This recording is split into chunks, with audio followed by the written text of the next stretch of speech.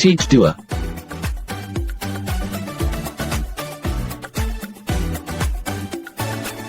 जो रोक ले उसे डर कहते हैं, जो सिलेक्शन करवा दे उसे टीच दुआ कहते हैं। सो हाय स्टूडेंट्स, आपका जो चैप्टर नंबर 10 है जिसका नाम है डीसी सर्किट, वहां पर मैं आप लोगों के लिए लेकर आई हूँ बहुत बड़ा राउंड में। यहाँ पर हम पढ़ने वाले हैं वन शॉट कंप्लीट चैप्टर पढ़ेंगे जो आपके पीएमडीसी के सिलेबस में इंक्लूडेड है। तो वही टॉपिक और कुछ एक्स्ट्रा भी आप लोगों को बता दूंगी, तो वीडियो को कंप्लीट देखना है, कहीं से पार्ट को स्किप नहीं करना, वरना एमटी गेट में आप गलत आंसर पर टिक कर आएंगे। तो जो स्टूडेंट चैनल पे आए हैं चैनल को लाइक भी कर दे, सब्सक्राइब भी कर दे और शेयर भी कर दे और बेल आइकन को लाजमी प्रेस किया करें ताकि आने वाली हर वीडियो की नोटिफिकेशन आपको टीच दुआ यूट्यूब चैनल पर मिलती रहे। बिना टाइम को वेस्ट किए बगैर let's get started. First topic, जैसे आपका जो इलेक्ट्रिक करंट था ना, जो मैंने आपको मैट्रिक में पढ़ाया था, एक उसकी साइड थी डीसी और एक उसकी साइड थी एसी। एसी को कर दिया गया इंटर में, डीसी को फेंक दिया गया है फर्स्ट ईयर के अंदर। तो बच्चों आप लोगों को इलेक्ट्रिक करंट का थोड़ा कॉन्सेप्ट पता होना चाहिए, नहीं तो पहले आपका टॉपिक दिया हुआ है ओम्स लॉ, लेकिन आपको करंट पता होगा तो ओम्स लॉ को पढ़ेंगे ना हम। तो पहले बेसिक कॉन्सेप्ट पढ़ेंगे, पीएमडी के सिलेबस में जो इंक्लूडेड है उसे क्लियर करेंगे एंड नेक्स्ट जो आपकी बुक में ओम्स लॉ दिया हुआ है उसको हम पढ़ेंगे। तो मैंने आपको इतना कुछ बता दिया है एंड देन शुरुआत हम करेंगे बेसिक टॉपिक से जिसका नाम है इलेक्ट्रिक करंट। ये चीज आपने लाजमी पढ़नी है, फिर हम मूव ऑन होंगे ओम्स लॉ की तरफ एंड देन हम पढ़ेंगे। यहाँ पर सामने आपको टॉपिक शो होंगे जितने भी हम टॉपिक को पढ़ने वाले हैं। पोटेंशियोमीटर हो गया, जितने भी आप लोगों के बाकी टॉपिक के किरचॉफ्स लॉज हो गए, series combination, parallel combination, power dissipation, तो जितने भी टॉपिक है, थर्मो इलेक्ट्रिसिटी, ये सब हम पढ़ेंगे जितने भी आपके इंक्लूडेड है कोर्स के अंदर। रेजिस्टिविटी पढ़ेंगे, कैसे डिपेंड करती है टेम्परेचर पर, ये सब पढ़ने वाले। तो पढ़ लें चले। तो सबसे पहले हम पढ़ने वाले हैं कि हमारे पास बेसिक क्या है, इलेक्ट्रिक करंट की हमारे पास बेसिक क्या है, तो इसे थोड़ा सा पढ़ने वाले हैं। तो जरा आपने गौर से पढ़ना है कि इसकी बेसिक क्या है। बच्चों करंट क्या होता है, अब मैं यहाँ पर एक डायग्राम बनाती हूँ उससे आपको पढ़ाती हूँ। देखिए दिस इज अ कंडक्टर, अगर मैं यहाँ पर ये इस तरीके से, ये हमारे पास क्या है, दिस इज अ कंडक्टर, ये कंडक्टर है।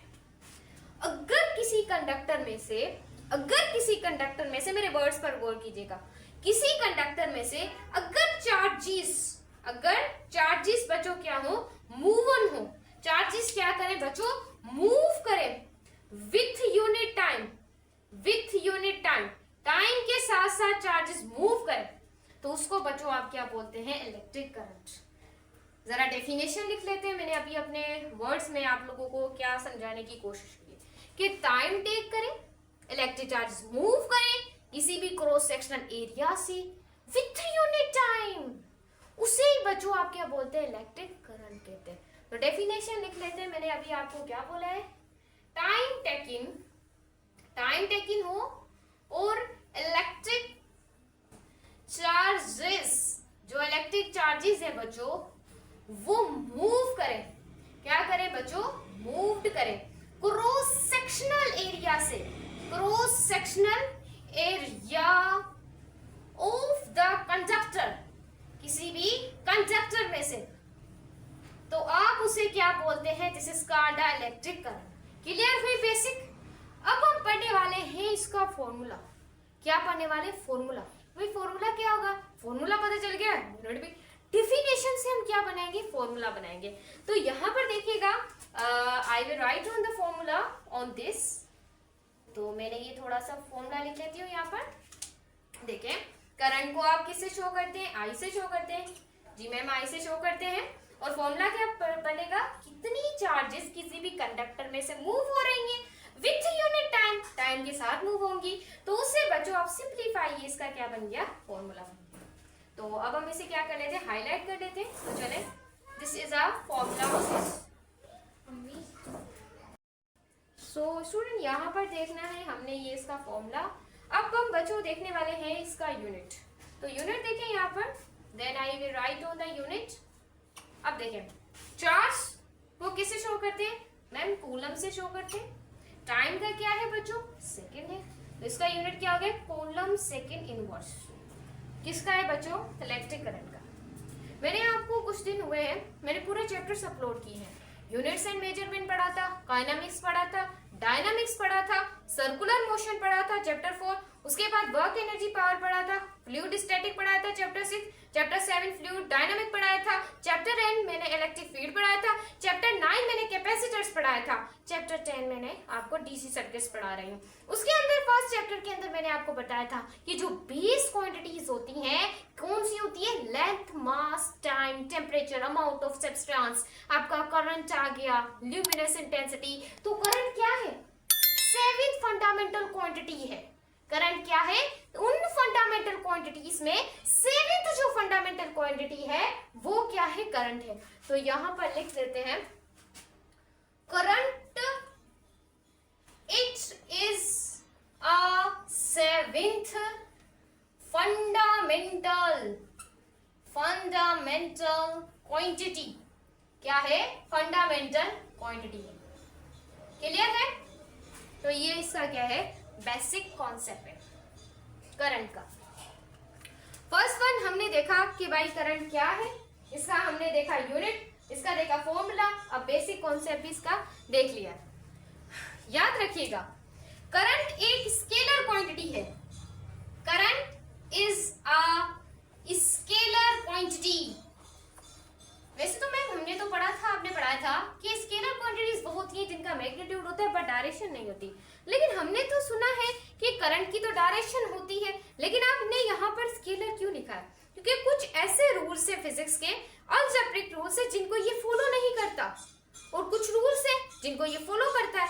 तो कुछ केसेस में ये वेक्टर की जानिब कम ही जाता है, तो ज्यादा ये स्केलर की जानिब जाता है। इस वजह से इसको हम बोलते हैं स्केलर क्वांटिटी। इसकी डायरेक्शन भी होती है, तब भी कुछ रूल्स फॉलो नहीं कर रहा, इस वजह से हम कह रहे हैं ये स्केलर क्वांटिटी है। सही है? तो ये चीज आपने याद रखनी है, वेक्टर पे क्लिक मत कीजिएगा वहां पर। अब हम पढ़ने वाले हैं कि डायरेक्शन ऑफ इलेक्ट्रिक करंट कहाँ होती है। ये थोड़ी सी एक्सेप्शन है, लेकिन जो लिखा हुआ है बुक के अंदर हमें उसे फॉलो करना पड़ेगा। तो डायरेक्शन जो होती है बच्चों इलेक्ट्रिक करंट की, याद रखिएगा वो होती है अलोंग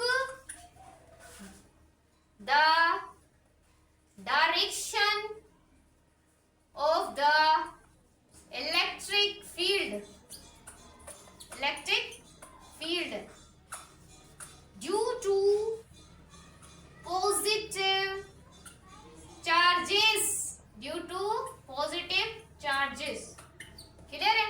मैं आपको क्या बताने की कोशिश कर रही हूँ, मैं आपको ये कह रही हूँ कि डायरेक्शन जो इलेक्ट्रिक करंट की है वो किसके अलोंग है, इलेक्ट्रिक फील्ड के। ऐसे मैम क्या ऐसा है कि जो इलेक्ट्रिक फील्ड की डायरेक्शन होगी वही करंट की डायरेक्शन होगी? जी हाँ, जो इलेक्ट्रिक फील्ड की डायरेक्शन होगी बिल्कुल वही इलेक्ट्रिक करंट की डायरेक्शन होगी। ये चीज याद रखनी है। Along the positive charges. आपको पता है मैंने आपको इस वजह से इलेक्ट्रिक फील्ड पहले ही चैप्टर नंबर 8 पढ़ा दिया है, उसके अंदर मैंने आपको बताया था कि direction of the electric field positive to negative होती है। कहां पर होती है? Positive to negative.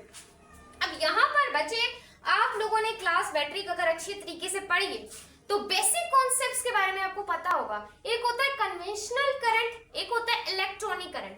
अब मैं डायग्राम बनाती हूँ, फिर थोड़ा सा इसे देख लेते हैं। अब बच्चों यहाँ पर देखिए, दिस इज अ कंडक्टर। तो इस कंडक्टर के अंदर क्या है? पॉजिटिव चार्जेस है। क्या है? Positive charges, positive and positive. Clear है? यहाँ पर क्या है? करंट। और ये देखें इलेक्ट्रिक फील्ड की डायरेक्शन क्या होती है? Positive to negative. कहाँ होती है? Positive to negative. Electric current की भी डायरेक्शन क्या है? इलेक्ट्रिक फील्ड की तरफ है, यानी कि पॉजिटिव से कहाँ जा रहा है? नेगेटिव। पॉजिटिव से कहाँ जा रहा है? नेगेटिव में जा रहा है। तो यहाँ पर मैम एक कॉन्सेप्ट भी आ रहा है, लेकिन उससे पहले मैं आपको एक और डायग्राम समझा दूं, फिर मूव ऑन होते हैं उस कॉन्सेप्ट की तरफ। तो बच्चों यहाँ पर भी देखिए, यहाँ पर क्या है? मेरे पास नेगेटिव चार्जेस है। कहाँ है? Negative charges. This is a negative charges and this is a negative charge. अब यहाँ पर देखें बच्चों, नेगेटिव चार्जेस जो होती है ना किसी भी कंडक्टर के अंदर, तो वो अपोजिट होती है डायरेक्शन ऑफ इलेक्ट्रिक फील्ड की। अपोजिट होती है किसके? इलेक्ट्रिक फील्ड के। अगर वो इलेक्ट्रिक फील्ड के। इसका मतलब है मैम कि वो करंट के भी अपोजिट है। बिल्कुल, वो करंट के भी बच्चों क्या होंगी, अपोजिट होंगी। क्या होंगी, अपोजिट होंगी। क्लियर है, कॉन्सेप्ट क्लियर हुआ। अब देखें ये क्या होगी, डायरेक्शन ऑफ इलेक्ट्रिक फील्ड जहां होगी वहां इलेक्ट्रिक करंट की डायरेक्शन होगी। ये चीज हमने पढ़ ली है। अगर वहां पर पॉजिटिव चार्जेस होंगी, अगर नेगेटिव चार्जेस हैं तो इलेक्ट्रिक फील्ड की डायरेक्शन अपोजिट है। इलेक्ट्रिक फील्ड की डायरेक्शन अपोजिट होने की वजह से इलेक्ट्रिक करंट की डायरेक्शन भी कहां है, अपोजिट है। और याद रखिएगा अगर बच्चों आपका करंट फ्लो हो रहा है, उसमें क्या है, फ्लो हो रही है इलेक्ट्रिक करंट। बच्चों देखिए इलेक्ट्रिक करंट जो है वो उसमें फ्लो हो अगर पॉजिटिव चार्जेस, अब पॉजिटिव टर्मिनल को हम कहते हैं हायर पोटेंशियल, नेगेटिव टर्मिनल को हम कहते हैं लोअर पोटेंशियल। यानी कि चार्जेस करंट फ्लो हो पॉजिटिव चार्जेस की वजह से और वो हायर पोटेंशियल से लोअर पोटेंशियल पर जाए, सो ऐसे करंट को आप कहते हैं कन्वेंशनल करंट। और कन्वेंशनल करंट की डायरेक्शन वो ही होती है जो इलेक्ट्रिक फील्ड की डायरेक्शन होती है। तो ये डायग्राम मैंने किसके लिए बनाई थी, कन्वेंशनल करंट के लिए मैंने बनाई थी। याद रखिएगा, चार्जेस फ्लो करें ड्यू टू नेगेटिव चार्जेस और वो लोअर पोटेंशियल से कहां जाए, हायर पोटेंशियल में जाए, तो ऐसे करंट को हम क्या बोलते हैं, this is called what, electronic current. So student यहाँ पर हम कहाँ पर थे, हमने कहा कि ये हमारे पास क्या है, इलेक्ट्रॉनिक करंट है, इलेक्ट्रॉनिक करंट। देन बच्चों आप इसे देख लें, कॉपी कर लें एंड देन हम मूव ऑन होने वाले हैं कि इसकी डेफिनेशन क्या होगी कन्वेंशनल करंट की और इलेक्ट्रॉनिक करंट की डेफिनेशन क्या होगी। तो there I can remove it.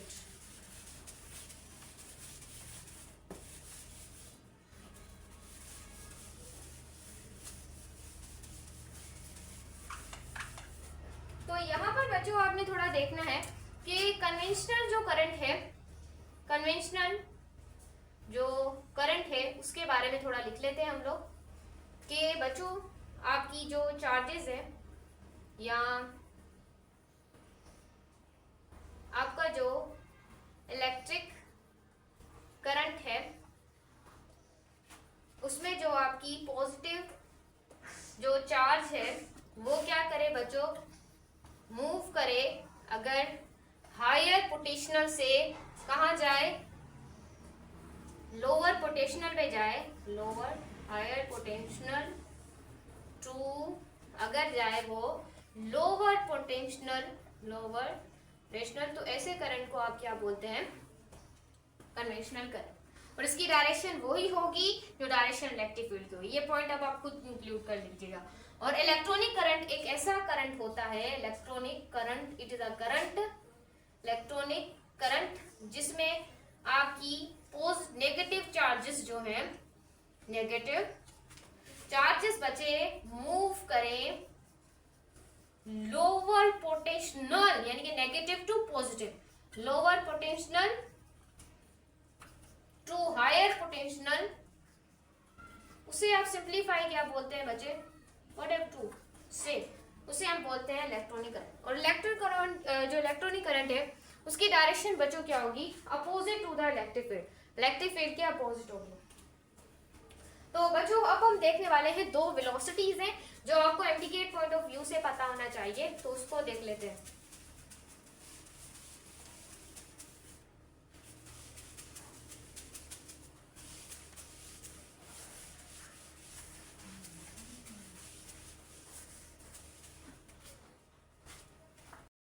अब हम पढ़ने वाले हैं वेलोसिटीज को कि हमारे पास दो कौन सी वेलोसिटीज है, उसे थोड़ा सा देख लेते हैं हम। तो बच्चों एक आपके लोगों के पास होती है थर्मल वेलोसिटी और एक वेलोसिटी जो होती है वो आपको पता होना चाहिए, वो आपके पास होती है drift velocity. This is the most important velocities. तो डायग्राम से पढ़ते हैं देन डेफिनेशन लिखेंगे। तो सबसे पहले बच्चों हम यहाँ पर लिखने वाले हैं इंपॉर्टेंट वेलोसिटी है जो कि आप लोगों के पास क्या है, थर्मल वेलोसिटी। मैम आप क्या इंस्टेंटेनियस वेलोसिटी, काइनेमेटिक्स से आप यहाँ भी आ गई। बच्चों ये आपकी करंट्स में इस्तेमाल होती हैं तो इनका कॉन्सेप्ट आप लोगों को क्रिस्टल क्लियर होना चाहिए। तो यहाँ से जरा गौर कीजिएगा। अब बच्चों मेरे पास एक कंडक्टर है, this is a conductor, then मैं यहाँ पर इस तरीके से मैंने क्या बना दिया, कंडक्टर। अब इस कंडक्टर के अंदर क्या है बच्चों, फ्री इलेक्ट्रॉन्स है। कंडक्टर के अंदर क्या है बच्चों, फ्री इलेक्ट्रॉन्स है। ये हमारे पास क्या है, इलेक्ट्रॉन्स है। अब बच्चों याद रखिएगा कि हम इसे ना कोई वोल्टेज, इसे हम वोल्टेज क्या दे रहे हैं, जीरो दे रहे हैं वोल्टेज, यानी कि इसे हम पोटेंशियल जो डिफरेंस है वो दे ही नहीं रहे। और इलेक्ट्रिक फील्ड भी इसकी वजह से अगर जीरो हो और यहाँ पर फ्री इलेक्ट्रॉन बिल्कुल रैंडम डायरेक्शन में कोई इधर जाए, इरेगुलर डायरेक्शन में मूव करे, सो इसी वेलोसिटी को आप क्या बोलते हैं, थर्मल वेलोसिटी। याद रखिएगा। उसके बाद अगर मैं नेक्स्ट वेलोसिटी लिखना चाहूं तो वो आपके पास होती है ड्रिफ्ट वेलोसिटी। क्या होती है, ड्रिफ्ट वेलोसिटी। ये इंपॉर्टेंट चीजें हैं, ये याद रखना। तो ड्रिफ्ट वेलोसिटी बच्चों क्या होती है, जरा गौर करें। यहाँ पर ये एक कंडक्टर है, this is a conductor, and then बच्चों यहाँ पर हम क्या दे रहे हैं, यहाँ पर भी क्या है, फ्री इलेक्ट्रॉन्स है, यहाँ पर भी फ्री इलेक्ट्रॉन्स, एंड यहाँ पर भी क्या है हमारे पास फ्री इलेक्ट्रॉन्स है। तो यहाँ पर याद रखिएगा कि हम इसे पोटेंशियल डिफरेंस भी दे रहे हैं और यहाँ पर इलेक्ट्रिक फील्ड भी है, आपकी प्रेजेंट है, इलेक्ट्रिक फील्ड भी प्रेजेंट है। तो ये इलेक्ट्रॉन बिल्कुल ओनली वन डायरेक्शन में क्या करते जाएंगे, फ्री इलेक्ट्रॉन मूव करते जाएंगे। तो बच्चों अब हम लिखने वाले हैं इसकी डेफिनेशन। तो सबसे पहले हम लिख लेते हैं थर्मल वेलोसिटी की डेफिनेशन। बच्चों जो थर्मल वेलोसिटी होती है वो एक तरह का एवरेज वेलोसिटी होती है। और बच्चों यहाँ पर आप लोगों के पास ना ही इलेक्ट्रिक फील्ड होती है और ना ही क्या होता है, पोटेंशियल डिफरेंस। फ्री इलेक्ट्रॉन्स में नो इलेक्ट्रिक फील्ड। क्यों इलेक्ट्रिक फील्ड नहीं होती, क्योंकि हम पोटेंशियल क्या अप्लाई कर रहे होते हैं, जीरो। तो ऐसी वेलोसिटी को आप क्या बोलते हैं, थर्मल वेलोसिटी कहते हैं। अगर मैं यहाँ पर ड्रिफ्ट वेलोसिटी अगर आपको बताना चाहूँ तो ड्रिफ्ट वेलोसिटी बच्चों एक ऐसी वेलोसिटी होती है जिसमें ओनली वन डायरेक्शन होती है, free electrons are move only one direction. लेकिन ये भी एक तरह की एवरेज वेलोसिटी होती है जिसमें फ्री जो आपके इलेक्ट्रॉन्स हों वो मूव करें only one direction. Only one direction में अगर बच्चे मूव करते हैं तो वन डायरेक्शन में मूव क्यों कर रहे हैं, क्योंकि वहां पर external field are present. External field present है, कुछ ना कुछ पोटेंशियल डिफरेंस भी होगा। तो क्योंकि हम प्रोवाइड कर रहे हैं उसे हम क्या बोलते हैं, ड्रिफ्ट वेलोसिटी। क्या बोल रहे हैं, ड्रिफ्ट वेलोसिटी कह रहे हैं। तो बच्चों ये था आपकी ड्रिफ्ट वेलोसिटी का कॉन्सेप्ट। आई होप आप लोगों को क्लियर हुआ हो। अब कुछ करंट कैरियर्स हैं, उनके बारे में भी आपको पता होना चाहिए, सवाल आ सकता है वहां से भी। तो करंट कैरियर्स भी पढ़ लेते हैं यहाँ पर। तो यहाँ पर हम करंट कैरियर्स भी लिख लेते हैं, समझते हैं कि करंट कैरियर्स क्या होते हैं।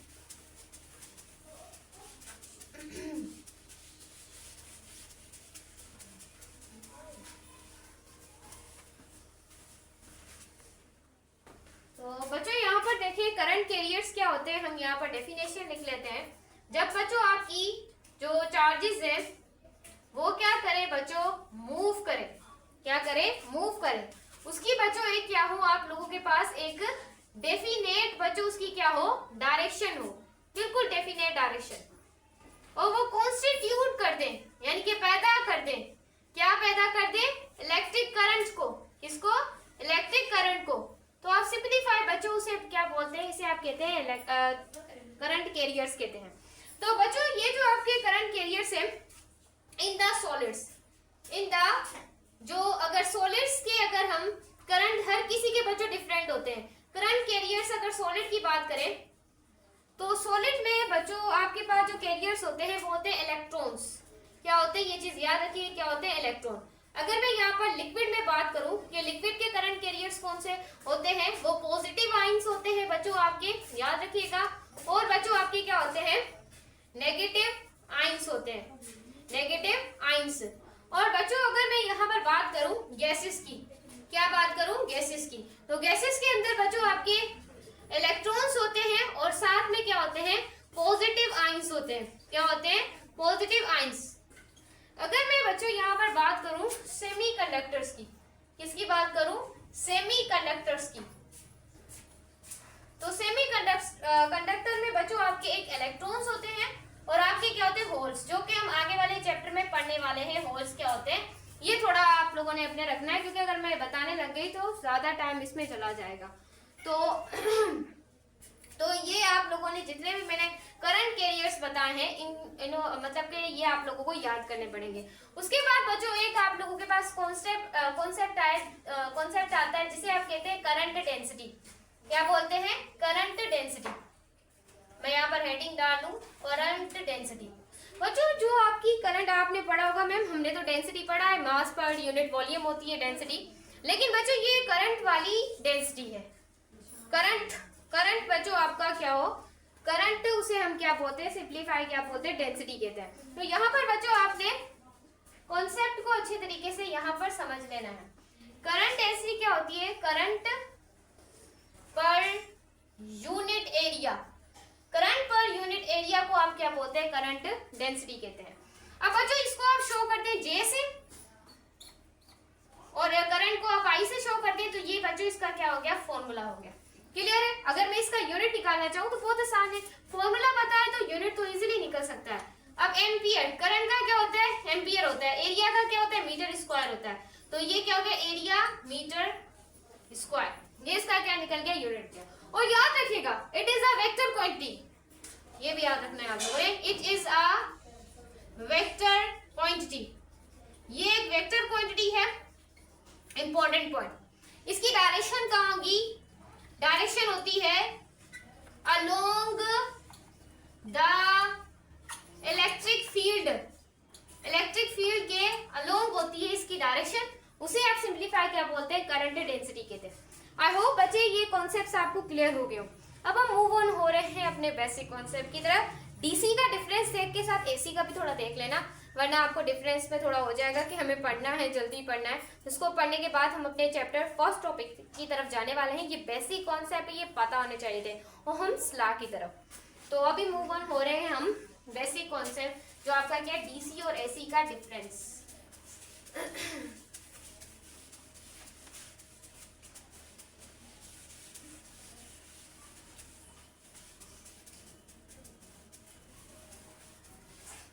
तो यहाँ पर आप लोगों ने अभी देखना है कि अब हम पढ़ने वाले हैं द डिफरेंस बिटवीन एसी और डीसी। एसी और डीसी क्या है? एसी क्या है? Alternating current. डीसी क्या है? Direct current. क्लियर है? तो एसी करंट क्या होता है, जरा आप इसको मैं थोड़ा सा यहाँ पर बना देती हूँ कि आप कॉन्सेप्ट थोड़ा सा क्लियर कर लें। अब बच्चों आपका एसी जो होता है उसमें मैग्नीट्यूड भी टाइम के साथ साथ चेंज होता है, और एसी में डायरेक्शन भी टाइम के साथ साथ चेंज होती है। एसी करंट वो होता है जिसमें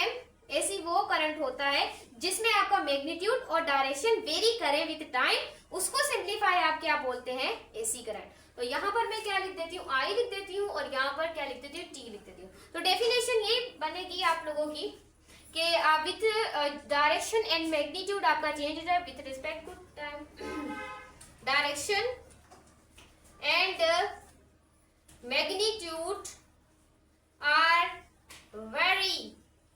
varies with respect to the time उसे आप सिंप्लीफाई क्या बोलते हैं? Alternating current. सो अब हम मूव हो रहे हैं डीसी करंट की तरफ, डायरेक्ट करंट की तरफ। डायरेक्ट करंट एक ऐसा करंट होता है जिसके अंदर आपका मैग्नीट्यूड वेरी करता है, लेकिन जो आपकी डायरेक्शन होती है बच्चे वो वेरी नहीं करती, डायरेक्शन आर सेम। तो डायरेक्ट करंट हमारा पास एक ऐसा करंट होता है जिसका magnitude are same but magnitude are different, और डायरेक्शन बच्चों आपकी क्या हो?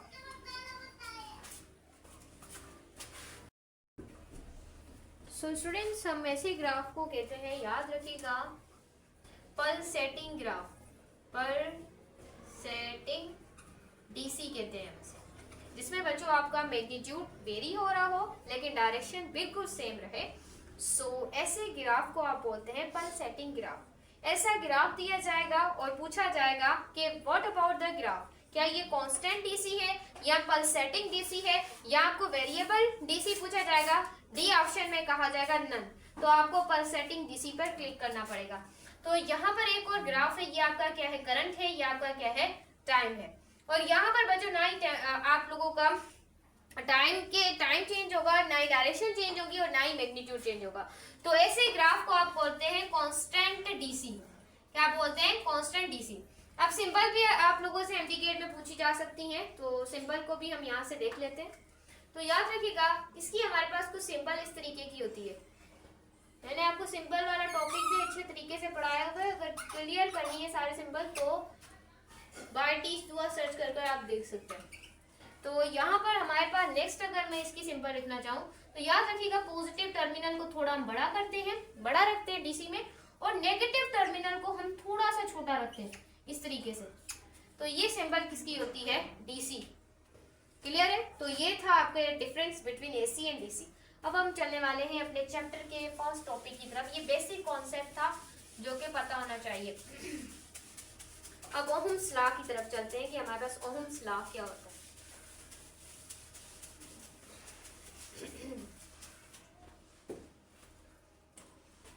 ओहम्स लॉ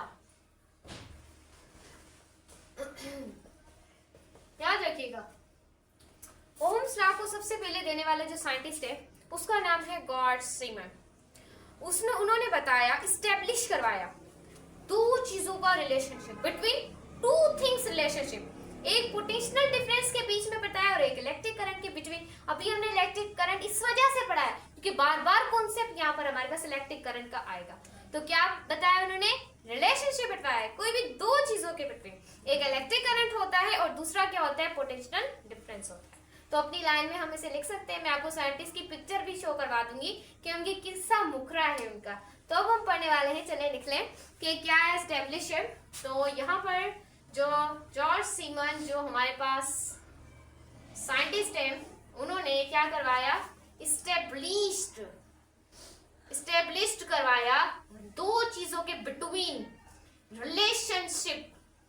बिटवीन किसके बिटवीन, बिटवीन क्यों इस्तेमाल करते हैं, जब दो चीजों के बारे में बताना होता है। क्या किसके बारे में बताने वाला है, ओहम इलेक्ट्रिक करंट के बारे में बताने वाला है, और पोटेंशियल डिफरेंस के बिटवीन क्या बताने वाला है, डिफरेंस बताने वाला है। तो ये पहला साइंटिस्ट नहीं, काफी साइंटिस्ट आए, लेकिन इसने किसके बारे में बताया, ओहम्स लॉ के बारे में बताया। सो ओहम्स लॉ की अब हम पढ़ने वाले हैं स्टेटमेंट क्या होती है। उसने कुछ तो बातें बोली होंगी ना जो जिस पर हमें फोकस करना चाहिए। सो स्टेटमेंट तो पढ़ने वाले हैं बच्चों। इसकी हमारे पास स्टेटमेंट क्या है, ब्लू मार्कर को पता नहीं क्या हो गया।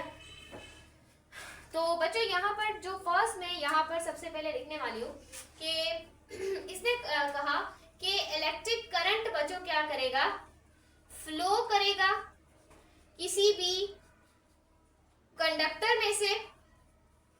इसने कहा कि वो डायरेक्टली प्रोपोर्शनल होगा। क्या होगा, डायरेक्टली प्रोपोर्शनल। ये थोड़ा आप देख लीजिएगा, डायरेक्टली प्रोपोर्शनल होगा पोटेंशियल डिफरेंस के। इसके पोटेंशियल डिफरेंस की होगा। तो बच्चों याद रखिएगा, एक चीज आपको बता रहे हैं, याद रखिएगा। अब जितना ज्यादा आपका ओहम्स लॉ कहता है कि जितना ज्यादा आपका पोटेंशियल डिफरेंस होगा उतना ज्यादा याद रखिएगा आपका इलेक्ट्रिक करंट उसमें से फ्लो होगा। जितना कम पोटेंशियल डिफरेंस होगा उतना ज्यादा कम हमारे पास क्या होगा, इलेक्ट्रिक करंट होगा। तो electric current is directly proportional, electric current is directly proportion with potential difference. Clear है। जब डायरेक्टली का साइन हटता है तो हमें कांस्टेंट लगा देते हैं जो कि हमारे पास क्या होता है, के होता है। वेलकम। यहाँ पर हमारे पास क्या है, के क्या होता है बच्चों, इस कांस्टेंट को आप कहते हैं के it is a constant of the conductance. ये क्या है, कांस्टेंट है बच्चों कंडक्टेंस का। अब बच्चों कंडक्टेंस क्या होती है, बच्चों याद रखिएगा कंडक्टेंस क्या होती है। ये जो के है ये रेसिप्रोकल होता है रेजिस्टेंस का। किसका, रेजिस्टेंस का। यानी कि जितनी ज्यादा कंडक्टेंस होगी उतनी कम रेजिस्टेंस होगी, और जितनी ज्यादा रेजिस्टेंस होगी उतनी ज्यादा आपकी कंडक्टेंस होगी। ये चीज बच्चों आपने याद रखनी है। कंडक्टेंस क्या है? It is a reciprocal of the resistance, याद रखिएगा। और इसके बच्चों हमारे पास के के जो कांस्टेंट है इसके भी यूनिट होते हैं, याद रखिएगा। एक होता है हमारे पास ओहम इनवर्स, ये भी किसका यूनिट है? कंडक्टेंस का यूनिट है। जो आपके पास क्या है? कांस्टेंट है, उसे हम कंडक्टेंस कहते हैं। और एक बच्चों इसका यूनिट होता है जिसे हम कहते हैं सीमन। सीमन भी इसका क्या होता है? मतलब कि यूनिट होता है एक तरह का। और एक इसका होता है जिसको आप कहते हैं म्यो। म्यो कहते हैं, आप उसे मियाऊ नहीं कहते, म्यो कहते हैं। क्लियर है? मोह मोह मोह मोह कहते हैं इसे, मोह। तो इसका क्या है? मोह यूनिट है। तो ये किस कहते हैं? कंडक्टेंस है। अब बच्चों कांस्टेंट, अब यहाँ पर हम क्या लिखने वाले हैं? के का, कांस्टेंट का पूरा नाम। अब यहाँ पर जो के की वैल्यू है वो है 1/r, तो यहाँ पर हम 1/r लिख सकते हैं और v लिख सकते हैं। क्लियर है? तो ये यहाँ पर मल्टीप्लाई करें, वहां जाके डिवाइड करेगा, v is equal to IR। तो ये क्या है बच्चों? रिप्रेजेंटेशन। ये क्या है? रिप्रेजेंटेशन है किसकी? It is a representation of Ohm's law. ये क्या है? इक्वेशन है किसकी? ओहम्स लॉ की। आई होप आप लोगों को क्लियर हुई हो। अब हम पढ़ने वाले हैं इसकी ग्राफिकल रिप्रेजेंटेशन। ग्राफिकल रिप्रेजेंटेशन, याद रखिएगा। ओहम्स लॉ एक बिल्कुल याद रखें, ये इस तरह का उसका ग्राफ होता है। एक्स एक्सिस पे टाइम होता है, वाई एक्सिस पे आपका टाइम होता है, एक्स एक्सिस पे आपका क्या होता है? करंट होता है। क्लियर है? ये चीज आपने याद रखनी है। और ओहम्स लॉ का ग्राफ बिल्कुल स्ट्रेट लाइन बनती है। क्या बनती है? बिल्कुल स्ट्रेट लाइन बनती है, याद रखिएगा। यहाँ पर हम लिख देते हैं if we plot a graph,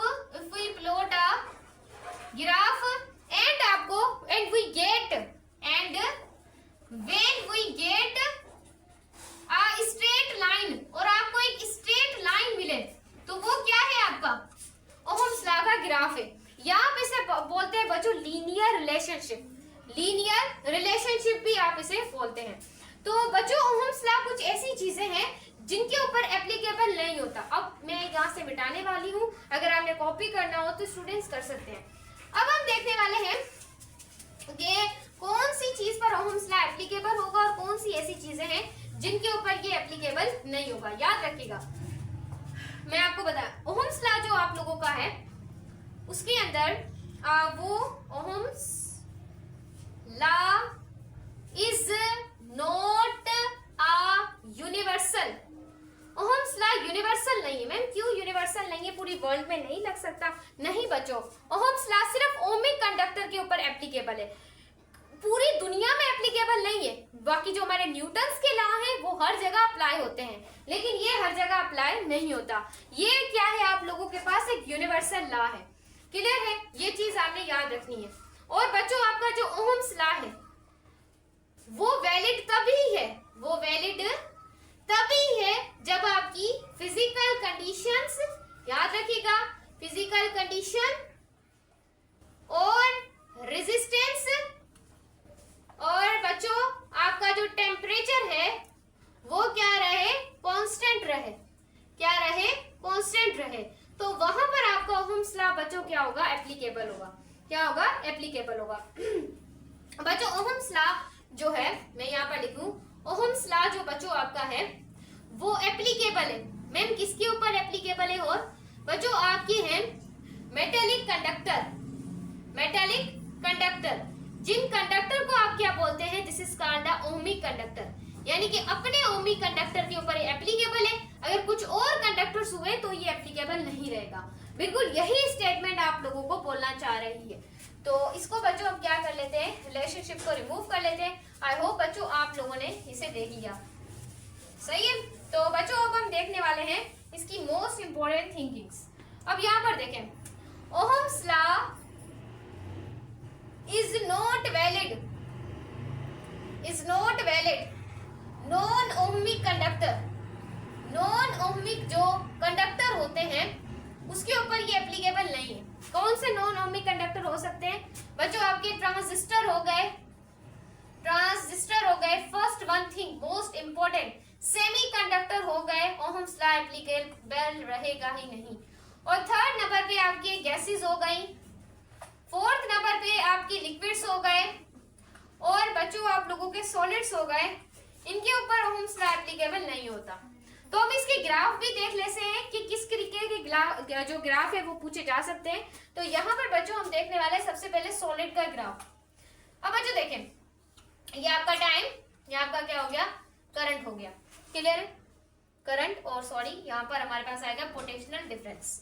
अब इसका जो बच्चों आप लोगों के पास जो ग्राफ अगर मैं बनाना चाहूँ, this is a graph and then ये इस तरीके का थोड़ा बनेगा, क्लियर है। तो ये किसके लिए बनता है, सॉलिड के लिए ग्राफ। अब अगर मैं यहाँ पर लिक्विड के लिए बनाना चाहूँ तो यहाँ पर देखिएगा, this is a voltage, this is a current, and then यहाँ पर जो ग्राफ होगा वो कुछ इस तरीके का ड्रॉ होगा। अगर बच्चों मैं यहाँ पर सॉलिड के लिए नहीं, ये लिक्विड के लिए है, और अब हम करने वाले हैं गैसेस में। बच्चों गैसेस में जो आपका ग्राफ होता है, ये क्या है, आपके पोटेंशियल डिफरेंस, ये बच्चों क्या है, आपका करंट है, जरा गौर कीजिएगा यहाँ पर। और यहाँ पर बच्चों आपका क्या आएगा, वेरिएबल तरीके का ग्राफ शो होगा, और सेमीकंडक्टर में भी बिल्कुल वेरिएबल शो होगा। लेकिन ओहम्स लॉ का जो ग्राफ है वो वैलिड होता है। एंड इफ क्या करें आप, if we plot straight line plot होती है, एक पैरेलल रिलेशनशिप होता है, और वहां उसे बच्चों आप क्या बोलते हैं, ओहम्स लॉ का ये क्या है, ग्राफ है। तो देखने वाले हैं आगे टॉपिक्स को। तो ओहम्स लॉ यहाँ पर हमारा क्या होता है, एंड होता है।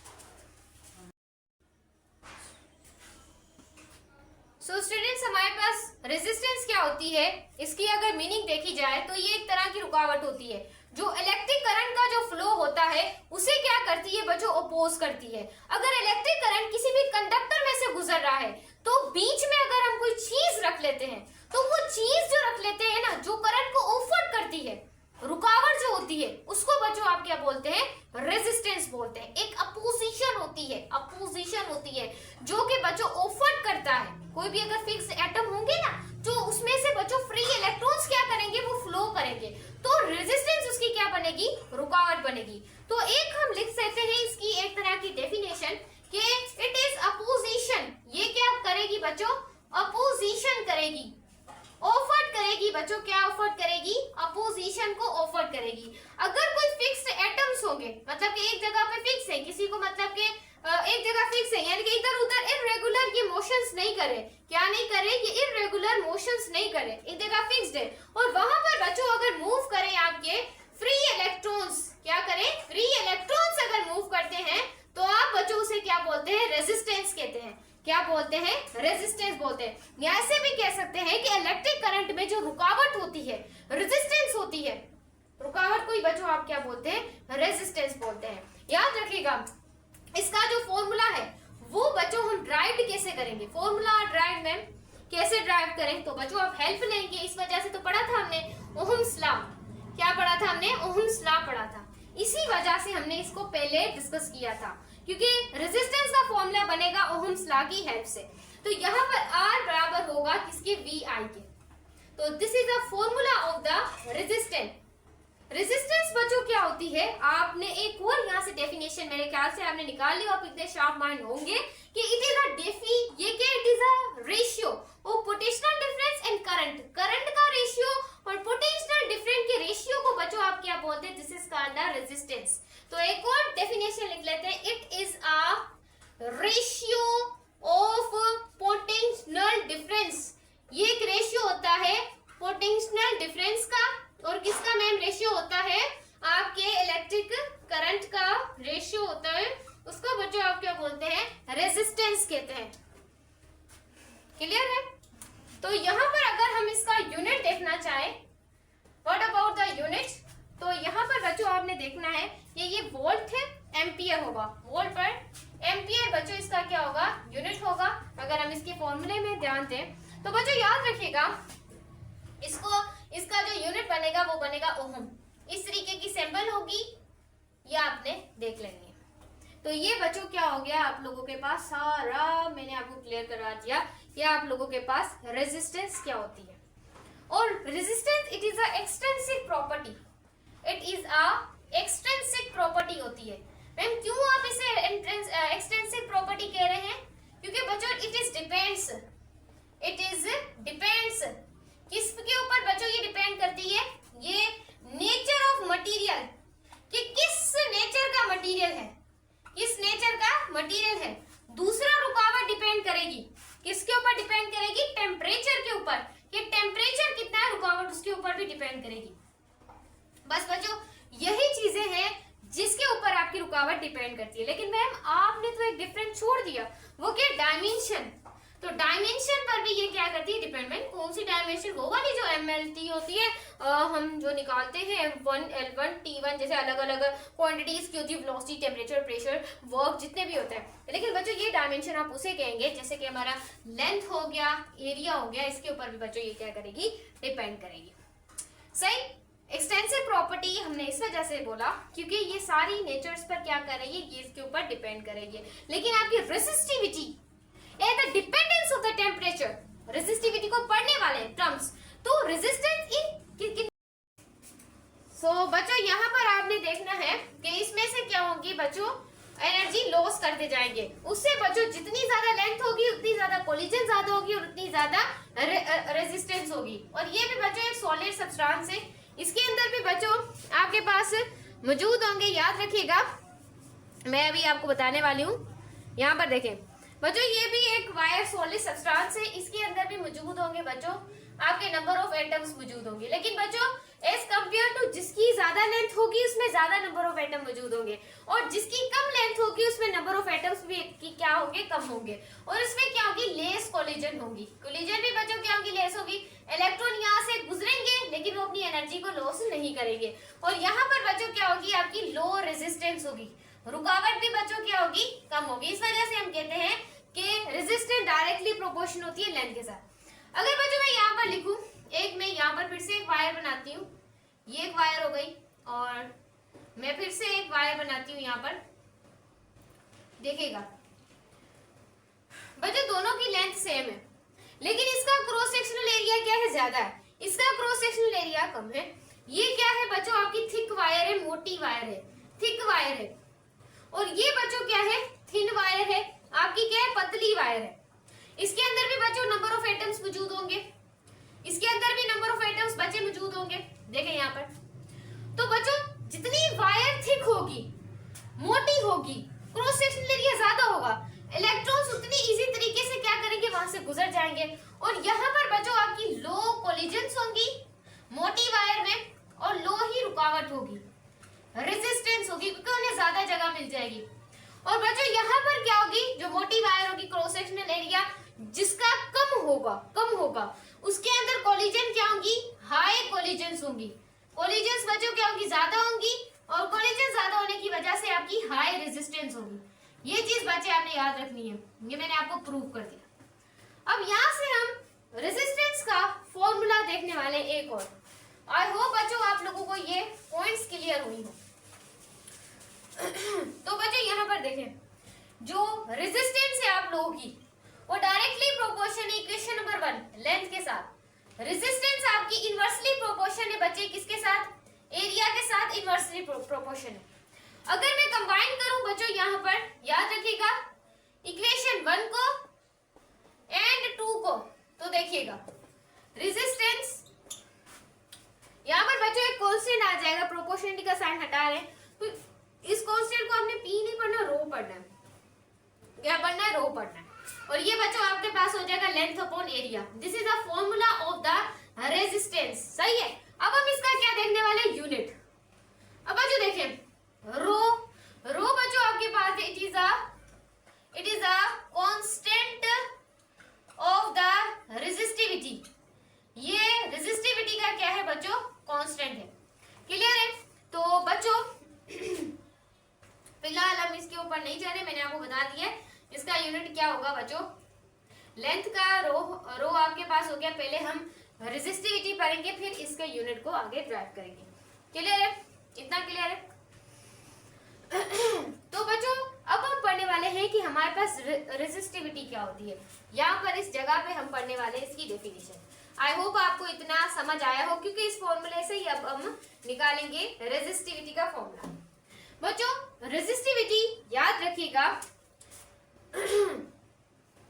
द ऑफर कितनी रेजिस्टेंस, कोई भी रेजिस्टेंस कितनी ऑफर करता है कोई कंडक्टर, यूनिट पर लेंथ, उससे बच्चों आप सिंप्लीफाई क्या बोलते हैं, it is called a resistivity, is called a resistivity, उसे बच्चों आप क्या बोलते हैं, रेजिस्टिविटी कहते हैं। क्लियर है my student.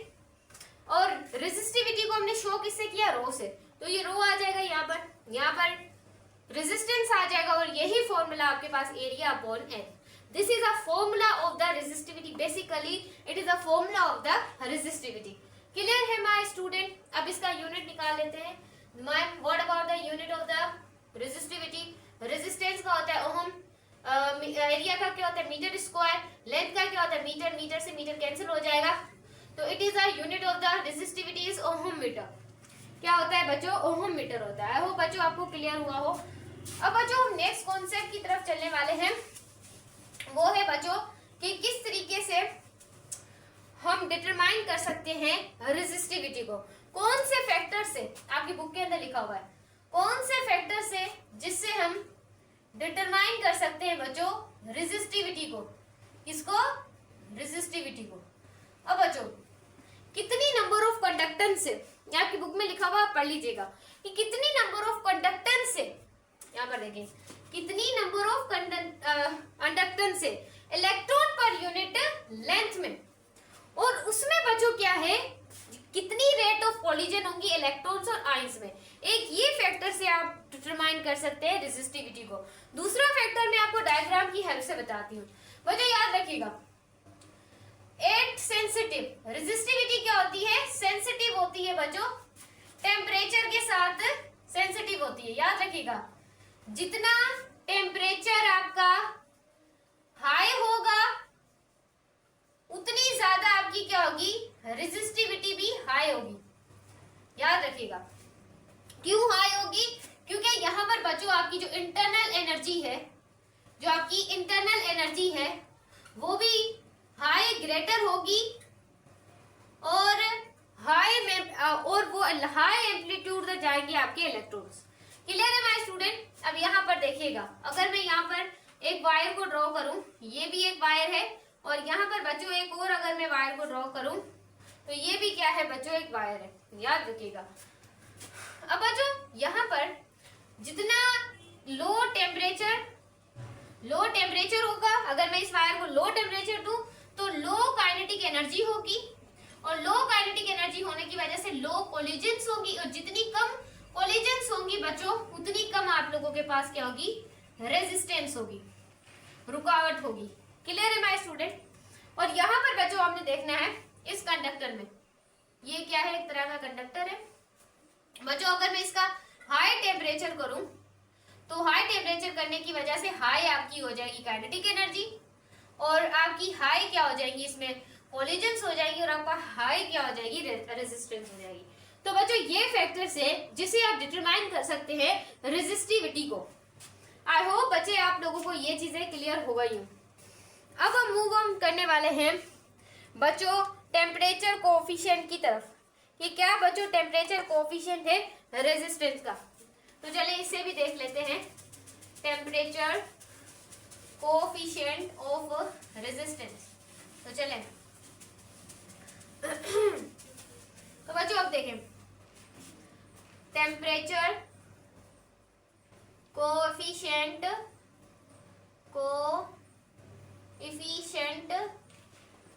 Resistance and resistivity.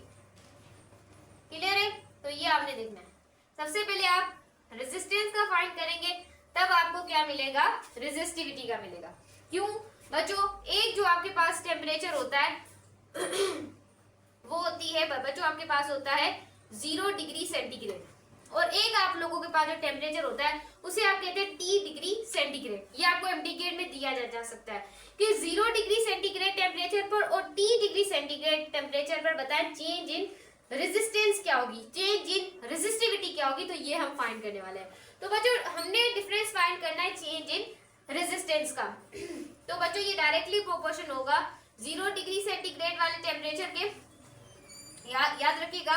और यहाँ पर चेंज इन आप यहाँ पर ऐसे भी लिख सकते हैं, 0 डिग्री सेंटीग्रेड की जगह आप 8 नोट भी लिख सकते हैं।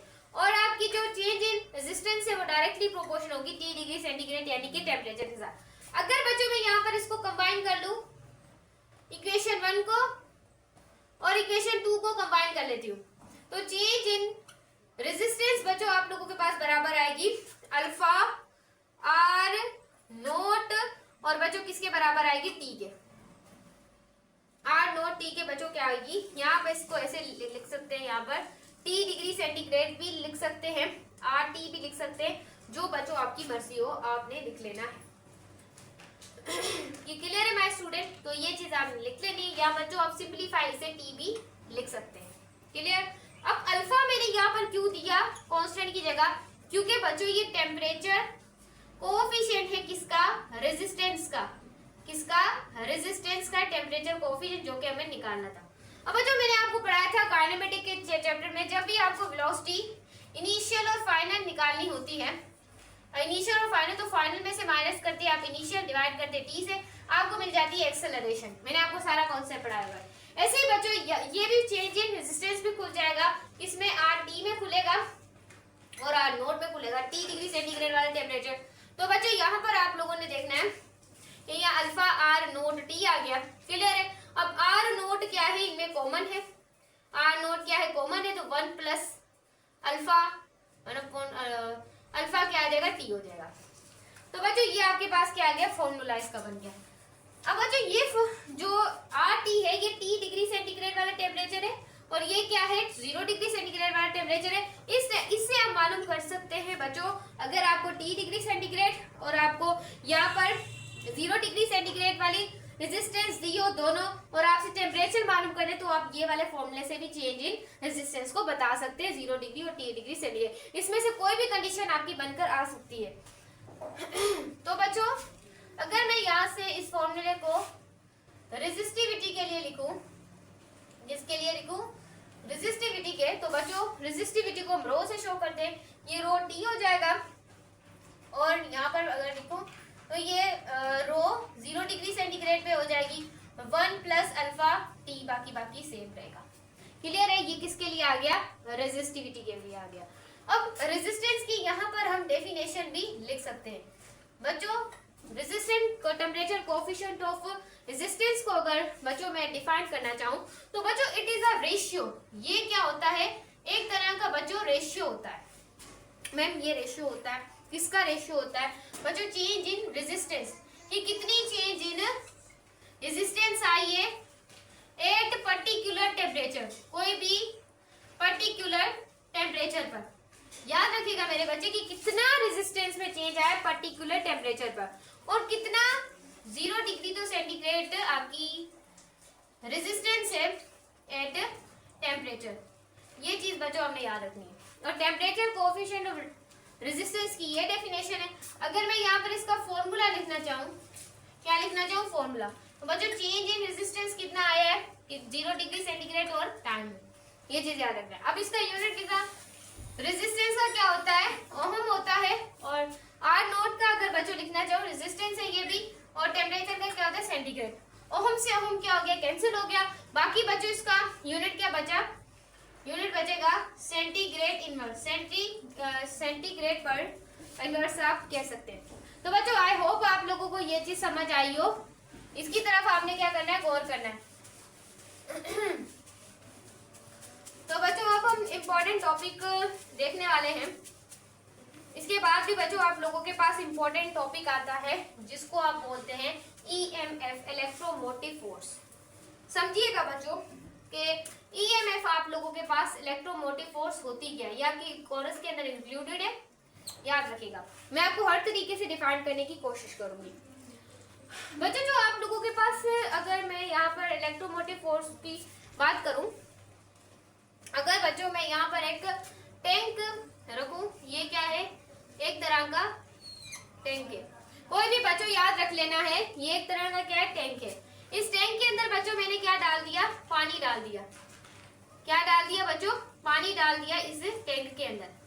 तो ये देखें, ये वाटर को मैंने बोल दिया कि ये एक तरह की क्या है? एनर्जी है। क्या है बच्चों? एक तरह की एनर्जी है। याद रखिएगा, एनर्जी है। कितनी बच्चों याद रखिएगा, जितनी मैक्सिमम हाइट होगी उस टैंक की उतनी ज्यादा बच्चों टोटल एनर्जी इसके अंदर क्या होगी, ये जो पानी है इसे हमने कहा कि उतनी ज्यादा इसके अंदर क्या होगी, टोटल एनर्जी स्टोर्ड होगी। तो उससे हमने नाम दे दिया किसका, ईएमएफ का, कि टोटल एनर्जी कितनी स्टोर हुई है। बच्चों ईएमएफ आप लोगों के पास एक तरह की वो एनर्जी होती है जिसमें आप लोग कोई भी मतलब के आप लोगों के पास कोई टर्मिनल्स है, उस टर्मिनल्स के अंदर जो आप लोगों के पास जो एनर्जी स्टोर्ड होती है, बैटरी है कोई भी टर्मिनल से, उसके अंदर कोई भी आप लोगों के पास एनर्जी क्या हुई है, स्टोर्ड हुई है। दो जो टर्मिनल है और उसके अंदर आप लोगों को कोई भी कनेक्शन ना लगाए, यानी कि करंट उसमें से बच्चों कोई भी पास ना हो आपका। ये चीज बच्चों हमने याद रखनी है, they can not pass a current. तो बच्चों यहाँ पर आप लोगों के पास ईएमएफ क्या होती है, मैं अगर लिखना चाहूँ आप लोगों के पास कि इलेक्ट्रोमोटिव फोर्स, तो चलें बच्चों लिखते हैं इलेक्ट्रोमोटिव फोर्स के बारे में। तो बच्चों आप लोगों के पास लिखना चाहें इलेक्ट्रोमोटिव जो आप लोगों के पास फोर्स होती है ओकर्स हो टर्मिनल्स, ये होती है टर्मिनल्स ऑफ द बैटरी के टर्मिनल्स में बच्चों ये होती है। ये चीज आपने क्या करनी है, याद रखनी है। बैटरी में होती है जब आप can not supply a current, can not supply a current, जब आप कोई भी करंट को सप्लाई नहीं करते। याद रखिएगा बच्चों, इलेक्ट्रोमोटिव फोर्स एक ऐसी फोर्स होती है जो टर्मिनल्स में तो ऊपर होती है लेकिन उसमें हम कोई सप्लाई करंट की नहीं, कोई भी पोटेंशियल डिफरेंस नहीं देते, उसको आप इलेक्ट्रोमोटिव फोर्स बोलते हैं। उसके बाद बच्चों आप लोगों के पास आता है टर्मिनल पोटेंशियल। ये चीज याद रखिएगा बच्चों, टर्मिनल पोटेंशियल क्या होता है, वो हो जब आपकी जो वोल्टेजेस हैं वो ओकर्स हो बच्चों, टर्मिनल में ओकर हो वोल्टेजेस, लेकिन बच्चों उसमें आप किसी बैटरी या याद रखिएगा बच्चों कि कोई भी सेल हो उसमें आप सप्लाई करें, किसको सप्लाई करें, करंट को, तो आपके क्या होते हैं बच्चों, टर्मिनल पोटेंशियल होता है। क्लियर है। अब एक टॉपिक आप लोगों के पास है जिसका नाम है इंटरनल रेजिस्टेंस।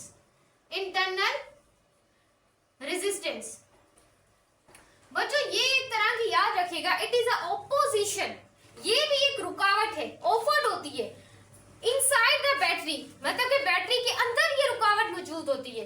क्या होती है बच्चों, इट इज अ, ऐसे लिख सकते हैं, इट इज अ अपोजिशन, ये भी एक तरह की रुकावट होती है जो इनसाइड द बैटरी, बैटरी के अंदर मौजूद होती है, इनसाइड द बैटरी, उसको आप बच्चों क्या बोलते हैं, इंटरनल रेजिस्टेंस बोलते हैं। यानी कि आपकी बैटरी है उसके अंदर बच्चों आप लोगों की क्या मौजूद होती है, इंटरनल रेजिस्टेंस क्या होती है, मौजूद होती है। ये चीज आपने याद रखना है, बैटरी के अंदर जो रेजिस्टेंस होती है उसे आप क्या बोलते हैं, इंटरनल रेजिस्टेंस बोलते हैं। अगर हम यहाँ पर बच्चों एक बैटरी लगा लें, यानी कि अगर मैं इसकी डायग्राम आप लोगों के साथ शेयर करना चाहूँ तो समझ लें ये एक बच्चों सेल है, एक सेल है, इसका एक पॉजिटिव टर्मिनल है और क्या है, नेगेटिव है। इसके अंदर आर क्या है, इंटरनल रेजिस्टेंस बैटरी के अंदर मौजूद होती है। मैं बार बार इस वजह से रिपीट कर रही हूँ, इंपॉर्टेंट है। और बच्चों यहाँ पर आप लोगों के पास एक होता है, आप लोगों के पास वोल्टेजेस होते हैं, जिन वोल्टेजेस को आप बोलते हैं पोटेंशियल ड्रॉप। पोटेंशियल ड्रॉप होता है जो बैटरी के अंदर मौजूद होता है। इस तरीके से यहाँ पर भी वोल्ट मीटर लगा होता है और यहाँ से बच्चों नीचे से बच्चों आपकी क्या होती है, नीचे भी एक वोल्ट मीटर बच्चों क्या होता है, इस तरीके से अटैच होता है और वहां पर आपके पाए जाते हैं टर्मिनल वोल्टेजेस। क्या बात पाए जाते हैं आपके टर्मिनल, ये डायग्राम है, बस आप लोगों को कॉन्सेप्ट समझना है। टर्मिनल क्या होते हैं, वोल्टेजेस होते हैं। इंटरनल रेजिस्टेंस जो कि बैटरी के अंदर पाई जाती है और बैटरी के अंदर क्या होती है, इंटरनल रेजिस्टेंस होती है और यहाँ पर पोटेंशियल ड्रॉप होता है। याद रखिएगा बच्चों, पोटेंशियल ड्रॉप आप उसे कहते हैं जब आपका बच्चों करंट का फ्लो हो इंटरनल रेजिस्टेंस यानी कि कोई भी रुकावट में से और वो वोल्टेजेस को डिक्रीज कर दे, वोल्टेजेस को डिक्रीज कर दे तो आप उसे बोलते हैं पोटेंशियल ड्रॉप। यानी कि करंट के फ्लो के सामने रुकावट आ गई, उसने अपने वोल्टेजेस को क्या कर दिया, डिक्रीज कर दिया, तो आप उसे पोटेंशियल ड्रॉप कहते हैं। क्या बोलते हैं, पोटेंशियल ड्रॉप। और टर्मिनल बच्चों एक आप लोगों के पास होता है टर्मिनल ड्रॉप, जो कि टर्मिनल्स के बिटवीन पाया जाता है। क्लियर है माय स्टूडेंट? अब कुछ और पॉइंट्स है जो कि आप लोगों को पता होने चाहिए। यहाँ पर इन पॉइंट्स को थोड़ा सा देख लेते हैं। अब बच्चों यहाँ पर देखिएगा कि मैं आपको कौन से पॉइंट्स जो है बार बार बोल रही हूँ कि उस पॉइंट्स की तरफ थोड़ा सा गौर करें। तो चलें, अब बच्चों इट इज सप्लाई। अगर हम सप्लाई करते हैं करंट को सप्लाई करते हैं ईएमएफ जो इलेक्ट्रोमोटिव फोर्स है वहां पर बैटरी या फिर क्या लगाकर सेल लगाकर, तो आप लोगों के पास जो फॉर्मूला होगा वो याद रखना है E is equal to V plus IR। ये चीज बच्चों याद रखनी है। ये तब फॉर्मूला होगा जब बच्चों आपका सप्लाई एमसीक्यू दिया जाता है, जब आप सप्लाई करेंगे किसी भी करंट में ईएमएफ होता है बैटरी जो होती है सेल में, तब ये वाला फॉर्मूला क्या करेंगे आप लोग इस्तेमाल करेंगे। क्लियर है माय स्टूडेंट? और याद रखिएगा तब आपकी इलेक्ट्रोमोटिव फोर्स ज्यादा होगी किससे? पोटेंशियल डिफरेंस से। इंपॉर्टेंट चीज है। उसके बाद बच्चों अगर आपका सेल सप्लाई करता है, अकेला सेल सप्लाई करता है करंट को, तब भी बच्चों आप लोगों के पास यहाँ पर फॉर्मूला पाया जाता है, तब भी यहाँ पर फॉर्मूला होता है। याद रखना है, इंपॉर्टेंट चीजें हैं कि किस तरीके से आपका सेल सप्लाई करेगा इलेक्ट्रिक करंट, ये वाली चीजें इंपॉर्टेंट है। तब बच्चों आप लोगों के पास जो फॉर्मूला होगा रेजिस्टेंस का, एक इलेक्ट्रिकल सप्लाई है तो R प्लस R हो जाएगा, और यहाँ पर बच्चों I हो जाएगा, मल्टीप्लाई करेंगे आप इसे I से। ये इसका क्या है बच्चों? फॉर्मूला है। ये चीज याद रखनी है जब सेल सप्लाई करता है करंट को। क्लियर है माय स्टूडेंट? आई होप आपने ये देख लिया हो जो भी मैंने आपको समझाया है। अब बच्चों यहाँ पर देखें, अगर मैं यहाँ पर लिखना चाहूँ कि सेल बैटरी चार्ज होकर अगर चार्ज्ड हो तो फॉर्मूला चेंज हो जाएगा।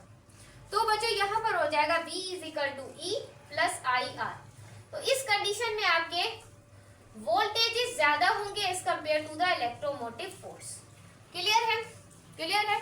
तो ये थी आपकी इंपॉर्टेंट कुछ यहाँ पर चीजें हैं। और एक बच्चों यहाँ पर आ जाता है पावर डिसिपेशन। इसी कॉन्सेप्ट में आ जाता है पावर डिसिपेशन। अब पावर डिसिपेशन के भी बच्चों हमारे पास काफी ज्यादा फॉर्मूले होते हैं। हम ये टॉपिक जो पावर डिसिपेशन है उसको हम अलग से भी बच्चों क्या करने वाले हैं? डिस्कस करने वाले हैं। यानी कि एक आप लोगों के पास होती है मैक्सिमम पावर डिसिपेशन, एक होती है मैक्सिमम पावर डिलीवर्ड होती है, क्या? Maximum power. तो उसके लिए बच्चों M मैक्स आप लिख सकते हैं। यहाँ पर मैक्सिमम पावर के लिए यहाँ पर आप लिख सकते हैं 4R maximum power E square. तो इस फॉर्मूले से आप मैक्सिमम पावर को क्या कर सकते हैं बच्चों? कैलकुलेट कर सकते हैं। क्लियर है? अब पावर डिसिपेशन में आपको अलग से पढ़ाने वाली हूँ, तो आपने बच्चों इसके ऊपर क्या करना है? गौर करना है। तो बच्चों अब हम पढ़ने वाले हैं, मैं आपको टॉपिक कुछ और भी पढ़ा देती हूँ जो कि आप लोगों के पास है पोटेंशियोमीटर। अब बच्चों पोटेंशियोमीटर एक ऐसी डिवाइस होती है, मैं अगर यहाँ पर लिखना चाहूँ पोटेंशियोमीटर। बच्चों पोटेंशियोमीटर एक ऐसी डिवाइस होती है, it is a device to measure a voltages. ऐसी डिवाइस जहां पर आप वोल्टेजेस को नापें, उस डिवाइस को बच्चों आप क्या बोलते हैं? पोटेंशियोमीटर। पोटेंशियोमीटर की बच्चों आपके पास जो लेंथ होती है वो याद रखिएगा 5 to 10 मीटर होती है। जितनी ज्यादा किसी वायर की इट इंक्रीज लेंथ, जितनी ज्यादा आप उसकी लेंथ को बढ़ाते जाएंगे उतनी ज्यादा बच्चों उसमें एक्यूरेसी होगी, उस जो आपने नापा है उसमें उतनी ज्यादा बच्चों सही होने की चांसेस होंगे जितनी ज्यादा लेंथ होगी। तो याद रखिएगा इसमें जो आपका पोटेंशियल डिफरेंस है वो डायरेक्टली प्रोपोर्शनल होता है किसके साथ? लेंथ के साथ। ये चीज बच्चों हमने याद रखनी है। यहाँ पर बच्चों एक कॉन्सेप्ट भी आ जाता है जिसको आप बोलते हैं पोटेंशियल डिवाइडर। तो बच्चों हम देखने वाले हैं जिसको पोटेंशियल डिवाइडर को भी थोड़ा सा हम यहाँ से देख लेते हैं कि हमारे पास पोटेंशियल डिवाइडर क्या है। याद रखिएगा बच्चों, मैं इसको मिटाने के बाद आपको थोड़ा सा कॉन्सेप्ट इसका भी बता देती हूँ। इंपॉर्टेंट चीजें हैं, इसको आपने मिस मत कीजिएगा जो मैं आपको बता रही हूँ। देखें वीडियो चल रही है नहीं? हाँ तो बच्चों यहाँ पर देखना है आप लोगों ने पोटेंशियो डिवाइडर। अब ये क्या होता है बच्चों? अब देखिए बच्चों, यहाँ पर एक क्या होगी आप लोगों के पास, इस तरीके से यहाँ पर होंगे वोल्टेजेस। समझ लीजिए आप लोगों के पास क्या है, 12 वोल्ट। और यहाँ ऊपर अगर मैं यहाँ बात करूं इन प्लेट्स के अंदर भी कितने वोल्टेजेस है, वो भी कितने होंगे, 12 वोल्ट होंगे। अगर बच्चों मैं यहाँ पर इस कनेक्शन को ब्रेक कर दूं, यहाँ से इतना ब्रेक कर दूं, तो अब कितने वोल्टेजेस होंगे, 6 वोल्टेजेस होंगे। और अगर मैं थोड़ा और ब्रेक कर दूं तो अब वोल्टेजेस कितने होंगे, 3 वोल्ट होंगे। यानी कि इस तरीके से हम पोटेंशियल को क्या कर सकते हैं, डिवाइड कर सकते हैं। बस यही है कि पोटेंशियल को कम करते जाए वायर को, आप पोटेंशियल को डिवाइड करते जाए। उसके बाद बच्चों यहाँ पर एक कॉन्सेप्ट आता है जिसको आप बस आपने कॉन्सेप्ट बच्चों समझना है थोड़ा सा। उसको आप बच्चों बोलते हैं रियोस्टेट। क्या बोलते हैं, रियोस्टेट। बच्चों ये एक तरह का वेरिएबल रेजिस्टर होता है। क्या होता है, वेरिएबल, यानी कि चेंज होता रहता है। एक रेजिस्टर है जो कि मेजर करता है बच्चों और कंट्रोल करता है इसको, करंट को। ये चीज बच्चों याद रखनी है, इंक्रीज और डिक्रीज करवाकर बच्चों रेजिस्टेंस, क्या करवाकर, रेजिस्टेंस को। इसे आप बच्चों क्या बोलते हैं, रियोस्टेट कहते हैं। क्लियर है? और बच्चों इसकी कॉन्सेप्ट बहुत आसान है कि पोटेंशियोमीटर किस तरीके से मेजर करता है वोल्टेज को। बच्चों यहाँ पर हम एक बैटरी रखते हैं, क्या रखते हैं बच्चों, ये बैटरी रखते हैं। और बैटरी रखने के साथ साथ बच्चों यहाँ पर हम रखते हैं एक एमीटर रखते हैं, ताकि वो करंट को क्या कर सके, मेजर कर सकते हैं। और यहाँ पर बच्चों हम रखते हैं, यहाँ पर एक रियोस्टेट रखते हैं। मैं आपको डायग्राम भी शो करवा दूंगी, आप देख सकते हैं। यहाँ पर बच्चों एक रियोस्टेट हमने रखा, ये रियोस्टेट आ गया। और यहाँ पर बच्चों हम एक जॉकी भी रख लेते हैं, क्या रख देते हैं, एक की रख देते हैं। ये क्या है, एक की है। क्लियर है? और बच्चों यहाँ पर हम एक गैल्वानोमीटर रखते हैं ताकि करंट की डिटेक्शन शो हो। और यहाँ पर हम 2 सेल रखते हैं, एक रखते हैं नॉन सेल जो जिसकी हमें ईएमएफ पता हो, और एक हम रखते हैं अननोन सेल जिसकी हमें ना पता हो, हम मालूम करें। और यहाँ पर बीच में बच्चों हम क्या रखते हैं, एक पोटेंशियोमीटर रखते हैं। क्या रखते हैं बच्चों, एक पोटेंशियोमीटर रखते हैं। और यहाँ पर बच्चों एक जॉकी होती है जिसे हम यहाँ से घुमाते हैं और जॉकी यहाँ से घूमती रहती है। और जैसे ही बच्चों जॉकी घूमती है तो जब जीरो डिफ्लेक्शन हो जाती है करंट की, तो पोटेंशियोमीटर अच्छे तरीके से वोल्टेजेस को बिना किसी रुकावट के, बिना किसी गलती के वो वोल्टेजेस को क्या कर लेगा, मेजर कर लेगा। तो this is a function of the potential. अब इसका फॉर्मूला देख लेते हैं बच्चों। E1 डायरेक्टली प्रोपोर्शनल है बच्चों लेंथ इनिशियल के साथ, और E2 जो फाइनल है वो बराबर है लेंथ फाइनल के साथ। ये दो बच्चों इसकी, ये क्या है, इक्वेशन नंबर 1 और ये क्या है, इक्वेशन नंबर 2। बस आपने फॉर्मूला की तरफ गौर करना है कि पोटेंशियोमीटर का क्या फॉर्मूला है। अब यहाँ से कांस्टेंट हटेगा, यहाँ पर प्रोपोर्शनल का साइन हटेगा, कांस्टेंट आ जाएगा। यहाँ पर भी प्रोपोर्शनल का साइन हटेगा और कांस्टेंट आ जाएगा। के से के बच्चों कैंसिल हो जाएगा, E1 E2 L1 L2। तो ये इससे बच्चों आप मालूम कर सकते हैं इलेक्ट्रोमोटिव फोर्स और लेंथ को बच्चों इनिशियल फाइनल मेयर कर सकते हैं। ये फॉर्मूला है बच्चों किसका, पोटेंशियोमीटर का। आई होप बच्चों आपको ये वाला कॉन्सेप्ट अच्छे तरीके से बच्चों क्या हो रहे हों, क्लियर हो रहे हों। तो गौर करें बच्चों कॉन्सेप्ट्स के ऊपर। तो आई होप बच्चों आपने कॉपी कर लिया हो। तो अब हम इसे क्या कर लेते हैं, रिमूव कर लेते हैं। तो बच्चों अब हम नेक्स्ट टॉपिक पढ़ने वाले हैं, उसकी तरफ भी आपने अच्छे तरीके से गौर करना है, तभी टॉपिक क्या होगा, क्लियर होगा। अब बच्चों पढ़ने वाले हैं थर्मो इलेक्ट्रिसिटी। थर्मो ये आपके कोरस में इंक्लूडेड है, थर्मो इलेक्ट्रिसिटी। बच्चों थर्मो इलेक्ट्रिसिटी क्या होती है, एक कह सकते हैं कि इट इज अ कन्वर्जन। ये एक इट इज अ कन्वर्जन, एक कन्वर्जन होती है जो हीट एनर्जी को बच्चों कन्वर्ट करती है। किसमें कन्वर्ट करती है, इलेक्ट्रिकल एनर्जी में। कैसे बच्चों, इलेक्ट्रिकल एनर्जी में आप डैम के अंदर पानी को स्टोर कर भी इलेक्ट्रिकल एनर्जी बना सकते हैं। आप सोलर प्लेट से भी इलेक्ट्रिकल एनर्जी बना सकते हैं। लेकिन अगर आप हीट एनर्जी से इलेक्ट्रिकल एनर्जी बनाएं तो आप उसे क्या बोलते हैं, thermo electricity. By the help, किसकी हेल्प से, by the help of thermocouple. Thermocouple की हेल्प से अगर आप बनाएं तो बच्चों इसे क्या बोलते हैं, थर्मो इलेक्ट्रिसिटी। अब यहाँ पर टर्म यूज हुआ है थर्मोकपल। तो थर्मोकपल क्या है बच्चों, थर्मोकपल याद रखिएगा, इट इज अ डिवाइस, ये एक ऐसी डिवाइस है जो कि टेम्परेचर को क्या करती है, मेजर करती है, टेम्परेचर को मेयर करती है। ये एक ऐसी डिवाइस है, ये चीज बच्चों। अब टेम्परेचर को कैसे मतलब कि मालूम कर सकती है बच्चों, याद रखिएगा। कोई भी बच्चों इस तरीके से मैं अगर डायग्राम ड्रॉ करूं, कोई भी टू अननोन बच्चों क्या होती है, वायर्स होती है। एक वायर ए होती है, एक वायर क्या होती है बच्चों, बी होती है। कोई भी दो अननोन वायर्स होती हैं। और यहाँ पर बच्चों एक आपकी क्या होती है, हॉट जंक्शन होती है। यहाँ पर क्या होती है बच्चों, हॉट जंक्शन, सही। और यहाँ पर बच्चों हम टेम्परेचर के लिए एक मोमबत्ती लगाते हैं, क्या लगाते हैं, एक मोमबत्ती लगाते हैं। उसके बाद यहाँ पर बच्चों हम एक स्टेट्स लगाते हैं जो कि यहाँ पर होता है कोल्ड जंक्शन, यहाँ से आपका टेम्परेचर पास नहीं होगा। और बच्चों यहाँ पर हम लगाते हैं एक मिली वोल्ट, जो कि फिर इसके क्या करता है, वोल्टेजेस को भी मेजर कर लेता है। तो बच्चों यहाँ पर आप लोगों ने देखना है। अब बच्चों यहाँ से जैसे ये यहाँ पर मोमबत्ती लगाई हुई है, अब यहाँ से टेम्परेचर क्या होगा, हॉट जंक्शन में इंक्रीज हो जाएगा और टेम्परेचर के बढ़ने से ये वायर ए वायर बी में जाएगा और फिर बच्चों यहाँ पे टेम्परेचर मेजर हो जाएगा। इससे बच्चों इस हॉट जंक्शन से आप टेम्परेचर ही मेजर नहीं करते बल्कि आप वोल्टेजेस भी मेजर कर सकते हैं, किससे, आपके थर्मोकपल से। आई होप बच्चों आप लोगों को ये कॉन्सेप्ट क्लियर हुआ हो। तो यहाँ पर आपने एक और कॉन्सेप्ट देख लेना है, जो आपका थर्मोकपल होता है, थर्मोकपल के जो आपका थर्मोकपल होता है, ये चीज याद रखिएगा।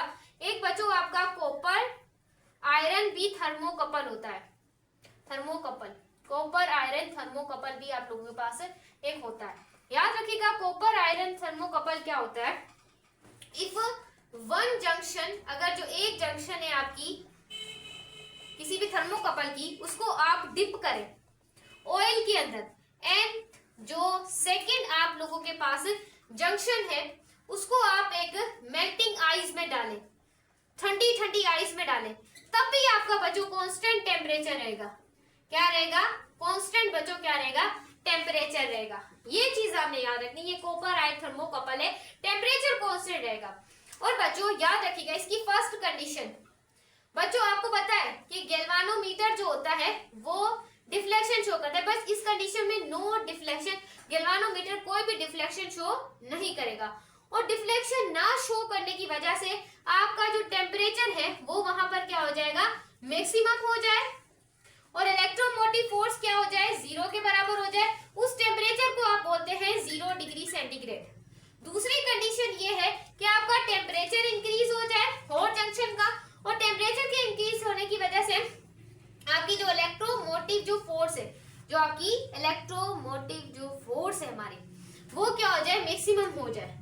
तो इस टेम्परेचर को बच्चों आप क्या बोलते हैं, एक 0 डिग्री सेंटीग्रेड का टेम्परेचर है, इसको बच्चों आप बोलते हैं न्यूट्रल टेम्परेचर। क्या बोलते हैं, न्यूट्रल टेम्परेचर, जिसके ऊपर आपका टेम्परेचर इंक्रीज हो जाए और ये ईएमएफ इलेक्ट्रोमोटिव फोर्स मैक्सिमम हो जाए, तो उसको हम न्यूट्रल टेम्परेचर बोलते हैं। अब बच्चों एक ऐसी कंडीशन जिसमें आपका हॉट जंक्शन का टेम्परेचर तो इंक्रीज हो, लेकिन जो इलेक्ट्रोमोटिव जो आपकी फोर्स है वो क्या हो जाए, डिक्रीज हो जाए, और क्या हो जाए बच्चों, 0 हो जाए। किसकी वजह से, पोलैरिटी की वजह से। तो आप बच्चों उसको क्या बोलते हैं, सिंप्लीफाई, हम उस टेम्परेचर को बोलते हैं इन्वर्जेंट टेम्परेचर। क्या बोलते हैं, this is called the inversion temperature. I hope बच्चों आपको ये क्लियर हुआ हो। अब बच्चों देखें इनका फॉर्मूला भी हमारे पास आ जाता है, एक होता है T सेंटीग्रेड और डिवाइडेड बाय 2। तो बच्चों ये क्या होता है, इसका फॉर्मूला होता है, याद रखिएगा। ये बच्चों आप लोगों के पास क्या होती है, न्यूट्रल टेम्परेचर, आपका इन्वर्जेंट टेम्परेचर और T डिग्री सेंटीग्रेड वाला टेम्परेचर न्यूट्रल टेम्परेचर की एवरेज के बराबर होते हैं। ये फॉर्मूला होता है, ये आपने याद रखना है। Formula is the most important, I will tell you, बहुत इंपॉर्टेंट है ये चीजें, तो मैं आपको बता रही हूँ। इनका ग्राफ भी बहुत ज्यादा पूछा जाता है, अगर मैं यहाँ पर लिखूं तो ग्राफ भी पूछा जा सकता है। अब ग्राफ देखें, एक में हम बच्चों यहाँ पर हम रख रहे हैं EMF, और यहाँ पर हम रख रहे हैं कोई भी टेम्परेचर तौर पर हम यहाँ पर रख रहे हैं, सही है। और ये टेम्परेचर है 0 डिग्री सेंटीग्रेड, जो कि 0 से स्टार्ट हो रहा है। और यहाँ पर आपका ग्राफ क्या हो गया, मैक्सिमम। ग्राफ मैक्सिमम कब होगा, जब इलेक्ट्रोमोटिव फोर्स मैक्सिमम और टेम्परेचर ज्यादा हो, इलेक्ट्रोमोटिव फोर्स मैक्सिमम हो, उस टेम्परेचर को हम न्यूट्रल कहते हैं। वहां पर आपका टेम्परेचर टाइम ग्राफ क्या होता है, बिल्कुल स्ट्रेट लाइन होता है। और जब आपका ग्राफ बिल्कुल इस तरीके से डाउन चला जाए तो उस टेम्परेचर को आप क्या बोलते हैं, इन्वर्जन टेम्परेचर। क्लियर है माय स्टूडेंट? आई होप आप लोगों का कॉन्सेप्ट क्या हो, क्लियर हो। अब बच्चों इंटरनल जो रेजिस्टेंस है वो बच्चों क्यों होता है, क्योंकि आप ज्यादा से ज्यादा बैटरी का टाइम गुजर जाता है तो बच्चों उसके साथ इंटरनल जो रेजिस्टेंस होती है वो पहले से उस बैटरी के अंदर मौजूद होती है। टाइम गुजरता है, आप बैटरी को ज्यादा से ज्यादा रिसाइकल करते हैं, चार्ज करते हैं, इस वजह से आपकी बैटरी खराब होती है या कभी ऑक्सीडेशन हो जाती है इलेक्ट्रोलाइट्स की वजह से। तो ये चीज बच्चों आपने ऐड कर लेनी है अगर आप लिख रहे हैं कहीं, तो ये चीज बच्चों आई होप आपने कॉपी कर ली हो, थर्मो इलेक्ट्रिसिटी। अब बच्चों इसके अंदर एक आप लोगों के पास होता है फायर अलार्म और दूसरा आपके पास होता है थर्मोस्टेट्स। थर्मोस्टेट बच्चों कुछ ऐसा ही नाम है, थर्मोस्टेट्स आपने याद रखना है। बच्चों फायर अलार्म अगर मैं आपको थोड़ा सा रिव्यू दे दूं इंडिकेट के लिए, जो डिटेक्शन करे टेम्परेचर की, डिटेक्शन ऑफ द टेम्परेचर, जो टेम्परेचर को डिटेक्ट करे उसे आप फायर अलार्म कहते हैं, बस इतना याद रखिएगा। उसके बाद क्या है, थर्मोस्टेट। अब बच्चों थर्मो का मतलब होता है हीट, स्टेट का मतलब होता है एक जगह पे फिक्स होना। ये चीज आपने नाम से कुछ चीजों को आपने निकाल सकते हैं। अब बच्चों ये क्या होती है, इट इज यूज्ड, हम यूज करते हैं ताकि बच्चों हम कंट्रोल कर सके, यूज करते हैं हम इसे होम अप्लायंसेस में, जो होम हमारे घर के अप्लायंसेस होते हैं उसमें, ताकि अलोंग द टेम्परेचर, जैसे ही टेम्परेचर हो तो वो खुद ही खुद ऑन और क्या हो जाए बच्चों, ऑफ हो जाए। जैसे कि हमारे पास रूम हीटर, हो गए। आई होप बच्चों ये आपने कॉन्सेप्ट थोड़ा सा याद रखना है। तो बच्चों यहाँ पर अब नेक्स्ट हम पढ़ने वाले हैं कुछ चीजें जो कि आप लोगों ने क्या करनी है, गौर करनी है।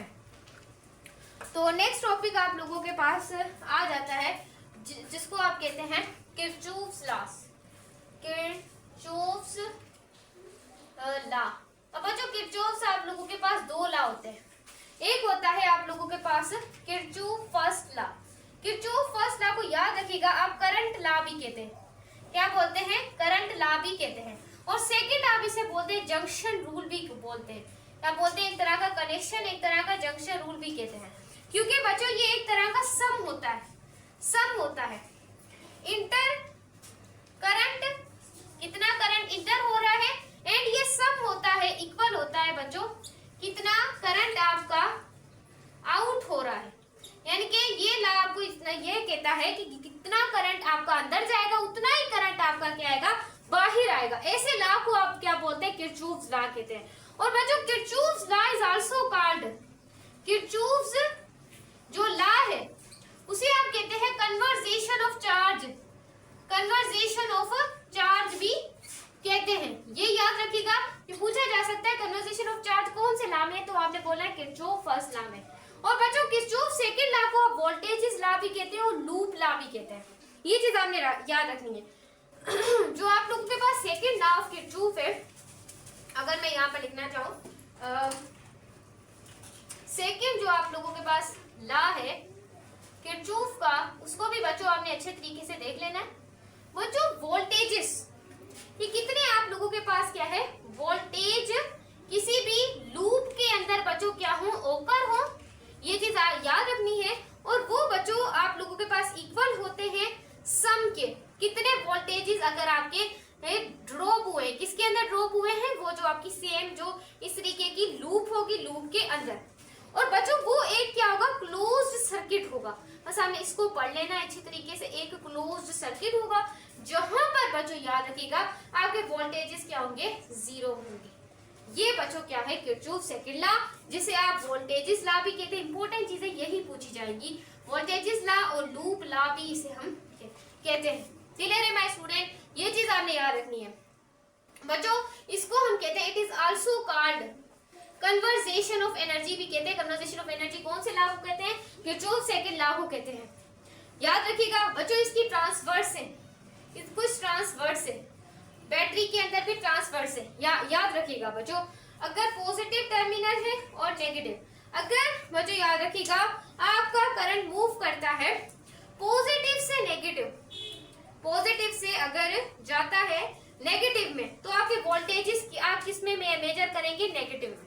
ट्रांसवर्स है इसकी सेकंड लॉ ऑफ किरचॉफ की। अगर आपका करंट मूव करता है नेगेटिव से पॉजिटिव की तरफ तो आपके वोल्टेजेस क्या होंगे, पॉजिटिव होंगे। एक ये भी चीज याद रखनी है कि अगर वोल्टेजेस बिल्कुल स्ट्रेट है और जो हम ट्रांसवर्स करवा रहे हैं दूसरे वोल्टेजेस जो बच्चों हम ट्रांसफर करवा रहे हैं वो भी अगर बच्चों आप लोगों की सेम डायरेक्शन में तो आप ये वाला ट्रांसवर्स यूज करेंगे। अगर बच्चों आपकी जो वोल्टेजेस हैं और जो आप ट्रांसफर्स करा रहे हैं वो डिफरेंट है तो आप ये वाला पॉजिटिव वोल्टेजेस वहां पर रखेंगे। तो ये था बच्चों आपका किरचॉफ सेकंड लॉ। तो हम बच्चों आपकी जो वोल्टेजेस हैं और जो आप ट्रांसफर्स करा रहे हैं वो डिफरेंट है तो आप ये वाला पॉजिटिव वोल्टेजेस वहां पर रखेंगे। तो ये था बच्चों आपका किरचॉफ सेकंड लॉ। तो हमने आई थिंक पोटेंशियोमीटर, ईएमएफ और जितने भी बच्चों आप लोगों की जगह पे बच्चों series combination of the resistors आप उसे कहेंगे जहां पर बच्चों आपके वोल्टेजेस जो है वो डिफरेंट हो, पोटेंशियल डिफरेंस जो बैटरी का हो वो क्या हो, डिफरेंट हो। कैसे मैम डिफरेंट है, प्रूफ करें। यहाँ पर बच्चों देखें, मैं यहाँ पर आ जाती हूँ आपको समझाने के लिए। जरा यहाँ पर आपने देखना है। अब बच्चों देखें ये रेजिस्टर 1 में का रास्ता अलग है और यहाँ पर जो पोटेंशियल डिफरेंस है वो यहाँ पर क्या होगा, R1 में भी डिफरेंट होगा, R2 में भी डिफरेंट होगा, क्योंकि ये वाला जो होगा वो इनके लिए होगा और ये वाला क्या होगा, मतलब कि काफी ज्यादा पार्ट्स हो रहे हैं किसके, पोटेंशियल डिफरेंस। तो पोटेंशियल डिफरेंस क्या होगा, हर रेजिस्टर का अपना अपना होगा, डिफरेंट होगा, सही, अलग अलग होगा। लेकिन यहाँ पर जो आपका करंट फ्लो करेगा वो आपका बच्चों क्या रहेगा, सेम रहेगा। Series combination of the resistor आपको ये बताती है कि जहां पर आपका करंट सेम रहे लेकिन आपका जो पोटेंशियल डिफरेंट है, वोल्टेजेस है वो क्या हो, करंट सेम हो और वोल्टेजेस क्या हो, डिफरेंट हो, उसे आप series combination of the resistor of the Kirchhoff कहते हैं। बच्चों देखें किरचॉफ आप लगाए ना लगाए, आपने सिर्फ parallel combination of resistors and series पढ़नी है। ये तो वैसे ही उन्होंने नाम लगा दिए, नाम की तरफ मत जाए। अब देखें to or more resistor connect किए हुए हमने, सीरीज कॉम्बिनेशन है, ये नाम ऊपर लिखा हुआ है। उसके बाद करंट फ्लो कर रहा है, only single path, current different नहीं होगा सीरीज कॉम्बिनेशन में। करंट सीरीज कॉम्बिनेशन में क्या रहेगा, सेम रहेगा। अगर हम series combination of the capacitor की तरफ चले तो वहां पर भी पोटेंशियल जो डिफरेंस था वो डिफरेंट था, वहां पर भी बच्चों आपकी एक चीज क्या थी, सेम थी। आई होप बच्चों वो आप लोगों को याद हो, तो उसे भूलिएगा मत, उसे भूलिएगा मत। और यहाँ पर जो आप लोगों की क्या है वो है करंट, करंट यहाँ पर क्या है, सेम है। क्लियर है माय स्टूडेंट, क्लियर है। और यहाँ पर वोल्टेजेस आपकी क्या है, डिफरेंट है और करंट की सिर्फ एक ही पाथ है, जितना करंट इस रेजिस्टर में होगा उतना करंट ही इस रेजिस्टर में होगा और इतना करंट ही बच्चों इस रेजिस्टर में होगा। कि करंट में बच्चों कोई भी चेंज नहीं आएगा, करंट में बच्चों कोई भी चेंज नहीं आएगा, सही है, क्लियर हुआ है। अब इसकी डेरिवेशन कर लेते हैं हम, क्लियर है कि सिर्फ इसका क्या होगा, फ्लो करेगा ओनली बच्चों सिंगल पास है। तो मैं यहाँ पर एक और इसकी डेफिनेशन लिख दूं, सच a combination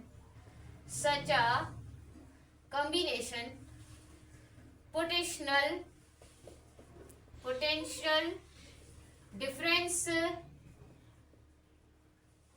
are different, potential difference क्या हो बच्चों, डिफरेंट हो और current flow same, current flow करे बच्चों सेम ही, उसे ही बच्चों आप क्या बोलते हैं, इस कॉल्ड सीरीज कॉम्बिनेशन। अगर मैं आपको पहले पैरेलल बता देती तो आपको कभी भी समझ ना आता, series combination of the resistor. अगर मैंने आपको इस वजह से ये पहले पढ़ाई है, क्लियर है। अब बच्चों हम फॉर्मूला ड्राइव करेंगे विद द हेल्प, मैंने जो आपको पढ़ा दिया, with the help of the Ohm's law. Ohm's law की क्या लेंगे हम यहाँ पर मदद लेंगे, और यहाँ पर हम मदद लेंगे जो आपका है किरचॉफ सेकंड लॉ। क्या ये एक्स्ट्रा पॉइंट है बच्चों, क्योंकि आपके कोरस में थोड़ा सा इसको चेंज किया गया है। तो देखिए हम हेल्प लेंगे किरचॉफ्स किसकी, सेकंड लॉ की। बच्चों जो किरचॉफ सेकंड लॉ है वो कहता है, जरा गौर कीजिएगा, अगर आपका करंट नेगेटिव से पॉजिटिव की तरफ जाता है, कहाँ जाता है, नेगेटिव से पॉजिटिव की तरफ जाता है, तो आपका पोटेंशियल डिफरेंस वहां पर बच्चों क्या होगा, पॉजिटिव होगा। सही है। किरचॉफ सेकंड लॉ जो है, जिसे आप वोल्टेज लॉ भी कहते हैं, वो ये बताता है अगर आपका करंट पॉजिटिव से नेगेटिव की तरफ जाएगा तो आपका करंट क्या होगा, आपके वोल्टेजेस क्या होंगे, नेगेटिव होंगे। यानी याद रखिएगा कि आपका जो बैटरी किसी सर्किट के अंदर करंट है उसकी पाथ भी सेम है, उसकी पाथ भी बच्चों क्या है, सेम। और जो आप दूसरा जो आप उसे उसके ऊपर एक्सपीरियंस कर रहे, कोई यानी कि आप दूसरा आइडेंटिफाई कर रहे, वो भी अगर बच्चों क्या हो, सेम हो, तो आप वोल्टेजेस को नेगेटिव लेंगे। ये किरचॉफ सेकंड लॉ कहता है। जरा आप वीडियो देख लें तो आपको डिटेल में पता चलेगा।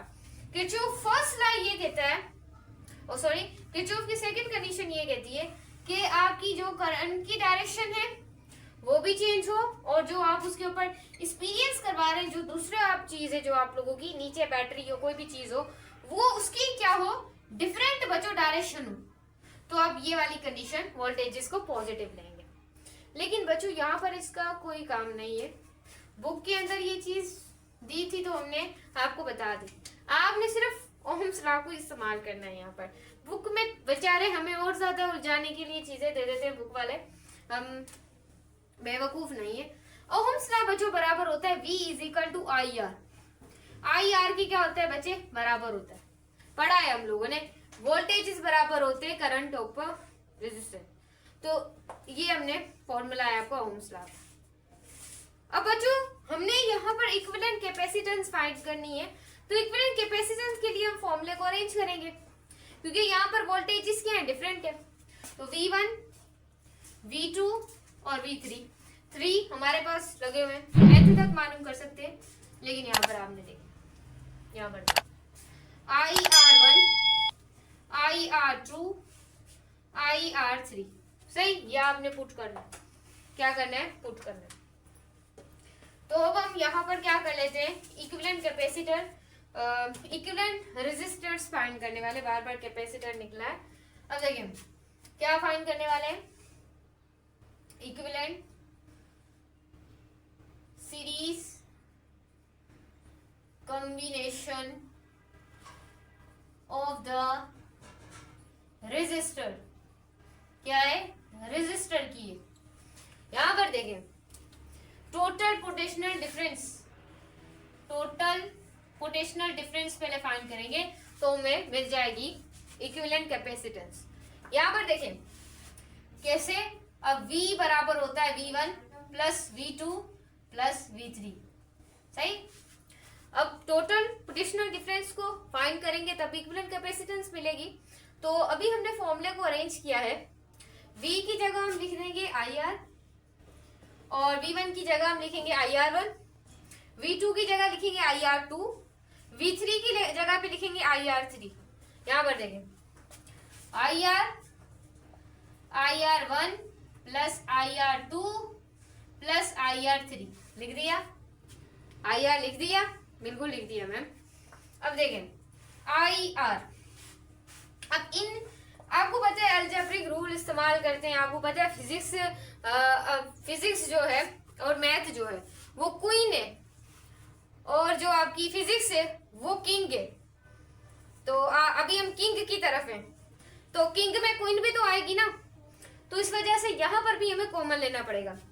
तो यहाँ पर हमारे पास क्या आई कॉमन आ गया, मैथ यहाँ पर भी यूज होगी, बेसिक पता होनी चाहिए मैथ, फिर ही फिजिक्स समझ आएगी। R3 तो ये, अब यहाँ पर हम ये वाली वैल्यू को तो यहाँ पर लिख ही देंगे, ये मरी नहीं है अभी तक। आई से आई सेम थे तो कैंसिल हो गया, सेम थे तो कैंसिल हो गया। अब डेरिवेशन हमारी कंप्लीट होने वाली है, इक्विवेलेंट रेजिस्टर बराबर होगी, सही बोला, R1 plus R2 plus R3। सही, ये 3 कैपेसिटर की मालूम कर देते हैं, लेकिन इक्विवेलेंट कैपेसिटर आप nth तक मालूम कर सकते हैं, 1000 हो, 2000 हो, 3000 हो, 5000 हो, मालूम कर सकते हैं। आप nth तक मालूम कर सकते हैं उसकी रेजिस्टेंस। क्लियर है? ये फॉर्मूला याद रखिएगा। और एक चीज मैं आपको बताना चाहूंगी, सीरीज कॉम्बिनेशन आप तब करते थे, series combination of the capacitors आप तब करते थे जब आप लोगों ने कोई भी कैपेसिटर की कैपेसिटेंस को डिक्रीज करना होता था। लेकिन series combination of the resistor आप इस वजह से इस्तेमाल करते हैं जब आपको किसी भी रेजिस्टेंस को बढ़ाना है। ये चीज कैपेसिटर में और रेजिस्टेंस में, रेजिस्टर से उसमें डिफरेंट हो जाती है कि वहां पर आप जो रेजिस्टेंस है उसे कम करने के लिए इस्तेमाल करते हैं जो सीरीज में, लेकिन यहाँ पर इक्विवेलेंट कैपेसिटर को बढ़ाने के लिए हम इस्तेमाल करेंगे। जैसे कि मैं यूनिवर्सिटी गई, वहां पर मुझे एक प्रोजेक्ट मिला, किसी भी टीचर ने मुझे दे दिया, प्रोफेसर ने बोला है बच्चा आप लोगों ने क्या करना है, आप मुझे ये सर्किट ड्रॉ करके देना। तो मेरे पास तो सिर्फ 6 ओम था और 2 ओम था, मुझे तो 12 ओम का बनाना था रेजिस्टर। तो मैं तो सोच में पड़ गई कि भाई मैं कैसे बनाऊंगी। हाँ, सोच में तो मुझे पढ़ देना चाहिए क्योंकि मेरे तो प्रोफेसर ने मुझे कहा है मुझे बनाना है। तो बच्चों मुझे अगर ये टॉपिक मैंने पढ़ा हुआ सीरीज कॉम्बिनेशन होता कैपेसिटर, तो मैं इजीली बता सकती हूँ। हाँ, अब मैं कैपेसिटर को ज्वाइन कर लेती हूँ। ऐसे तो मुझे 6 वाला 6 वाला और भी मिल सकता है, तो मैं कंबाइन करके अपनी लिमिट को बना सकती हूँ। ऐसे ही बच्चों series combination of the resistor में आप क्या करते हैं, रेजिस्टर की जो नेट रेजिस्टेंस है उसे क्या कर सकते हैं, बढ़ा सकते हैं। सीरीज कॉम्बिनेशन में आपकी नेट रेजिस्टेंस को आप बढ़ाने के लिए आप क्या इस्तेमाल करते हैं, series combination of the resistors. अब यहां पर देखें, रेजिस्टेंस आप इक्विवेलेंट क्यों इस्तेमाल करके, ताकि आप इंक्रीज कर सके amount of the resistor clear है? इतना क्लियर है आपको? बिल्कुल क्लियर होगा मैम, हम पढ़ रहे हैं आपके पास, हमें क्लियर ही होगा। तो यहां पर देखिए एक और पॉइंट लिखते जाएं कि आपकी जो नेट रेजिस्टेंस होगी, नेट रेजिस्टेंस जो होगी वो ग्रेटेस्ट होगी इंडिविजुअल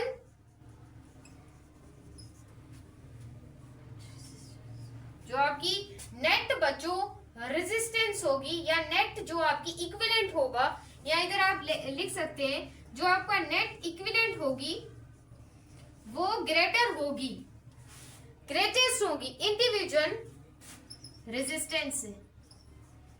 ये पॉइंट आपने याद रखनी है, दिमाग के अंदर डाल लें, कुछ भी कर लें। अब मैं एक क्वेश्चन देती हूँ, कमेंट के अंदर मुझे इसका आंसर चाहिए। जिन्होंने ये वीडियो देखी है, सवाल मैम कौन सा है जरा आप हमें बता दें। अब पैरेलल की तरफ जाने से पहले सीरीज का सवाल सुनते जाएं। अब यहाँ पर देखें, एक मैंने आपको सवाल दे रही हूँ उसमें मैंने कहा question number 1, series combination of the resistor.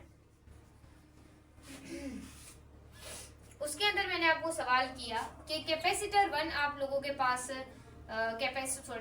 Resistor जो मैं आपको 1 देती हूँ उसकी मैं देती हूँ 6 ओम। उसके बाद रेजिस्टर 2 देती हूँ, वो देती हूँ 4 ओम। उसके बाद रेजिस्टर 3 देती हूँ 8 ओम का। मुझे मालूम करके दें इक्विवेलेंट रेजिस्टेंस। क्लियर है? ये आपने कमेंट के अंदर जवाब देना है, सॉल्व करना है। सही, मैं आपको कोई दूसरा करवा देती हूँ इसकी जगह। देखें, आपने यार इक्विवेलेंट वाला फॉर्मूला लगाना है, क्योंकि आप ये तभी इस्तेमाल करते हैं जब बच्चों आप लोगों ने किसी अमाउंट को बढ़ाना होता है तो R इक्विवेलेंट हो जाएगा, R1 की वैल्यू 6 है प्लस R2 की 4 है। मैं क्यों सॉल्व कर रही हूँ, मैं कोई और ले देती हूँ, 8 4 एंड 2 ले देती हूँ। सही है, 8 और 4 बचे कितने हो गए, 12 हो गए। 12 और 2 कितने हो गए, 14 ओहम आपके पास इक्विवेलेंट आ जाएगी। यानी कि अगर आपकी यहाँ पर पैरेलल कॉम्बिनेशन होती तो आपका जो अमाउंट है वो जो छोटा सा रेजिस्टर है उससे भी कम आता, क्योंकि वहां पर आप रेजिस्टेंस को डिक्रीज करने के लिए इस्तेमाल करते। तो चले इस कॉम्बिनेशन को मिटाते हैं और नेक्स्ट कॉम्बिनेशन पर चढ़े। इसमें थोड़ी सी चेंजिंग होगी आपकी, ये वाली जो है, बट हमें ये पूरी रिमूव करनी पड़ेगी।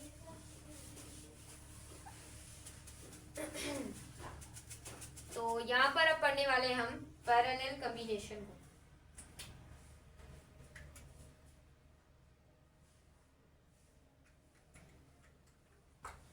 तो यहाँ पर बच्चों आपने देखना है कि अब हम पढ़ने वाले हैं पैरेलल कॉम्बिनेशन को। डायग्राम को ड्रॉ करें, चलें अभी कर लेते हैं। यहाँ पर देखें बच्चों, ये हमने दूसरा रेजिस्टर बनाया, ये हमने तीसरा बनाया। सही है, अब बच्चों ये थोड़ी सी उल्टी बनी है डायग्राम, आपने एडजस्ट कर लेना है। यहाँ पर ये पॉजिटिव टर्मिनल ज्यादा होता है हमेशा और नेगेटिव टर्मिनल थोड़ा सा छोटा होता है। सही है, तो हमने इसको ना थोड़ा ज्यादा ही साथ में मिला लिया।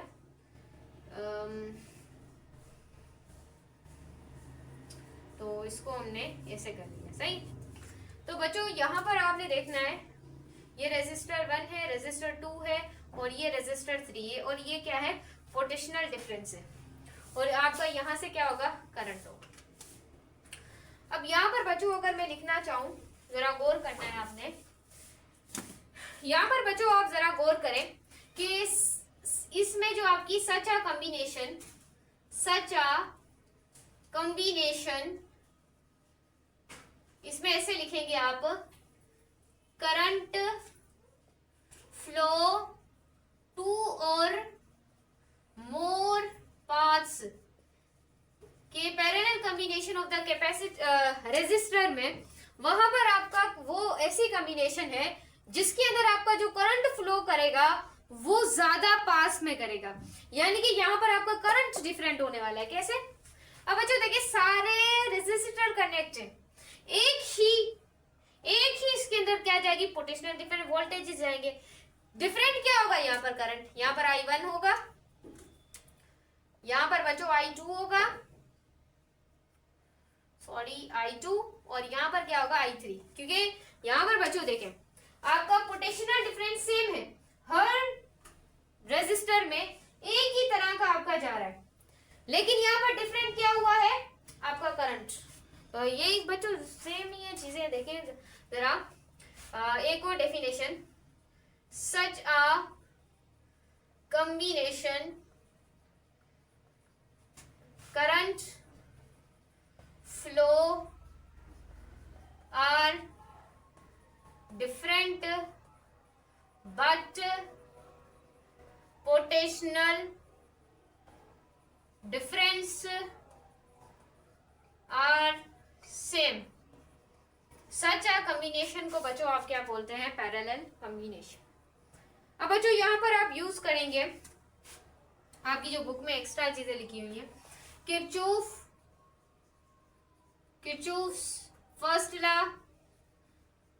एंड किरचॉफ सेकंड लॉ, ये दो लॉ आप इस्तेमाल करेंगे। सही, फर्स्ट लॉ यूज करेंगे और सेकंड लॉ यूज करेंगे।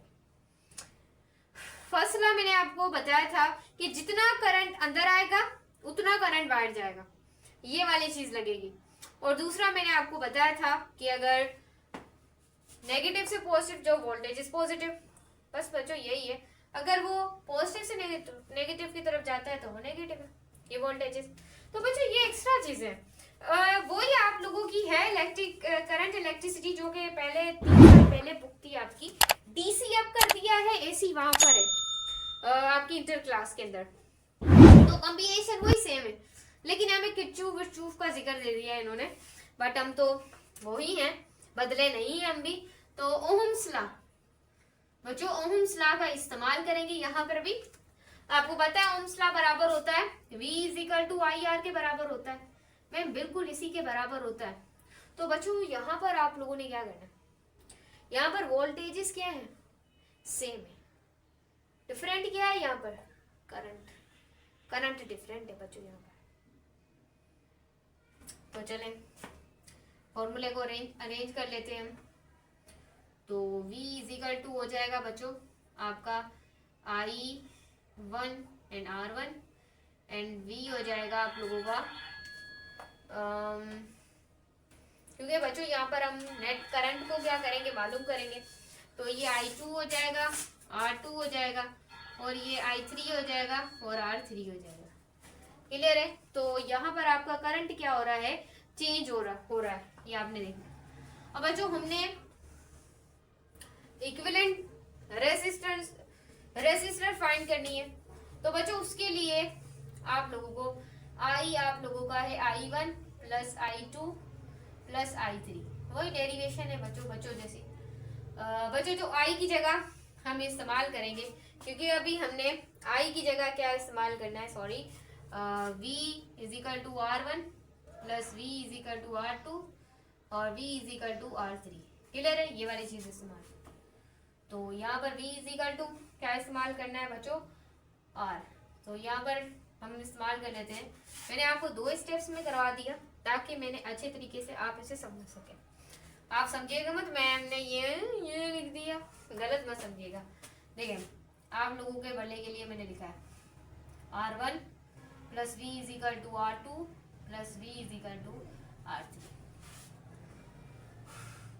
अब बच्चों V यहाँ पर क्या आ रहा है, कॉमन आ रहा है, तो V को हम यहाँ पर कॉमन ले लेते हैं, V = R, कॉमन ले लिया V को हमने, तो यहाँ पर R1 + 1/R2 + 1/R3 हो गया। क्लियर है? V से V बच्चों क्या हो गया, कैंसिल हो गया, तो 1 जो इक्विवेलेंट कैपेसिटेंस है वो आ जाएगा 1/R1 + 1/R2 + 1/R3। सही है? क्लियर है मेरे बच्चे? जरा देखते जाएं, यहाँ पर आप 22 मिनट की होगी वीडियो, बड़ी होगी थोड़ी। तो बच्चे देखें, आप ऐसे करके यहाँ पर इक्विवेलेंट कैपेसिटर nth तक मालूम कर सकते हैं। अब ऐसे देखें 1/R 1/R1 + 1/R2 + 1/R3, आप nth तक ऐसे ही कैपेसिटेंस को क्या कर सकते हैं, मालूम कर सकते हैं। क्लियर है? क्लियर है मेरे बच्चे? अब कोई भी चीज अगर डिवीजन में चली जाती है, तो डिवीजन में जाने से बच्चों होता क्या है, आप मुझे बताएंगे कि होता क्या है। वहां पर आपकी जो रेजिस्टेंस है वो कम हो जाती है ना। तो यहाँ पर बच्चों आप क्या करेंगे, आपकी जो अमाउंट होगी उसको कम करने के लिए आप यहाँ पर पैरेलल कॉम्बिनेशन का इस्तेमाल करेंगे। तो जो नेट रेजिस्टेंस है वो डिक्रीज करने के लिए आप इस्तेमाल करेंगे पैरेलल कॉम्बिनेशन। क्लियर है? और यहाँ पर आपकी जो नेट रेजिस्टर होगी वो डिक्रीज हो जाएगी। डिक्रीज करने के लिए जो इंडिविजुअल जो आपकी रेजिस्टेंस है या रेजिस्टर